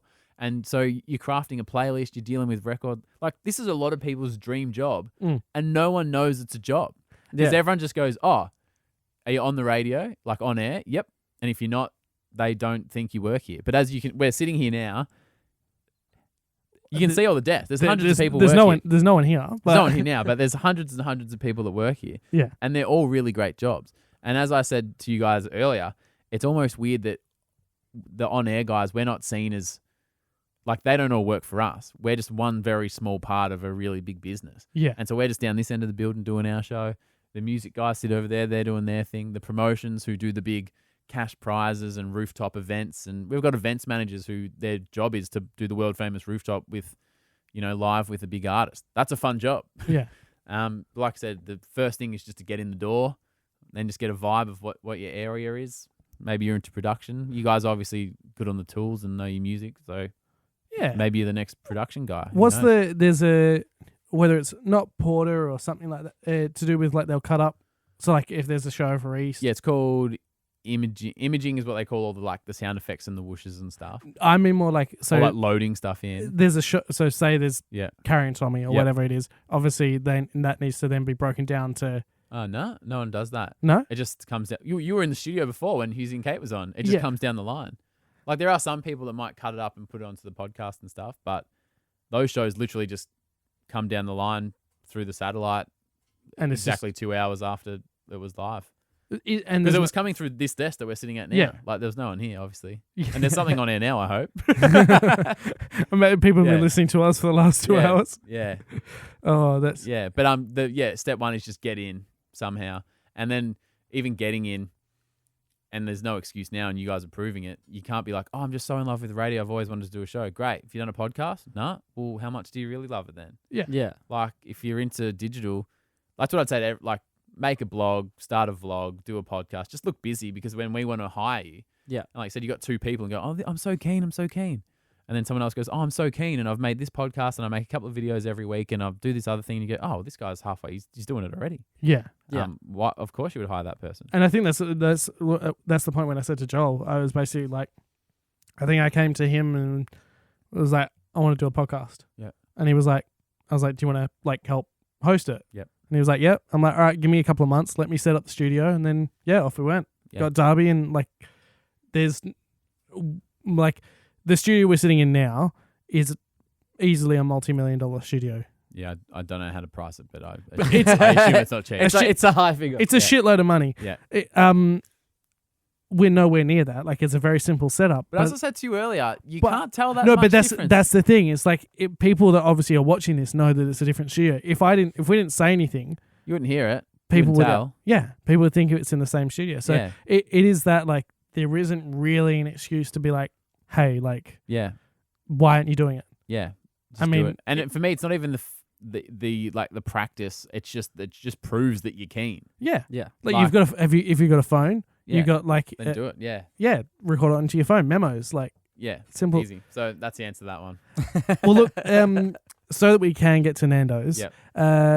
Obviously, at the end of every show, we get people to bring in an item, or Oh yeah. it's something that obviously we get to get to put up And on the does shelf. This goes on the shelf in This- the regular Yeah. studio. Yeah, so this will go on the It'll shelf. be and on display. It Yeah. will be on display, 100%. Okay. Did you see it earlier?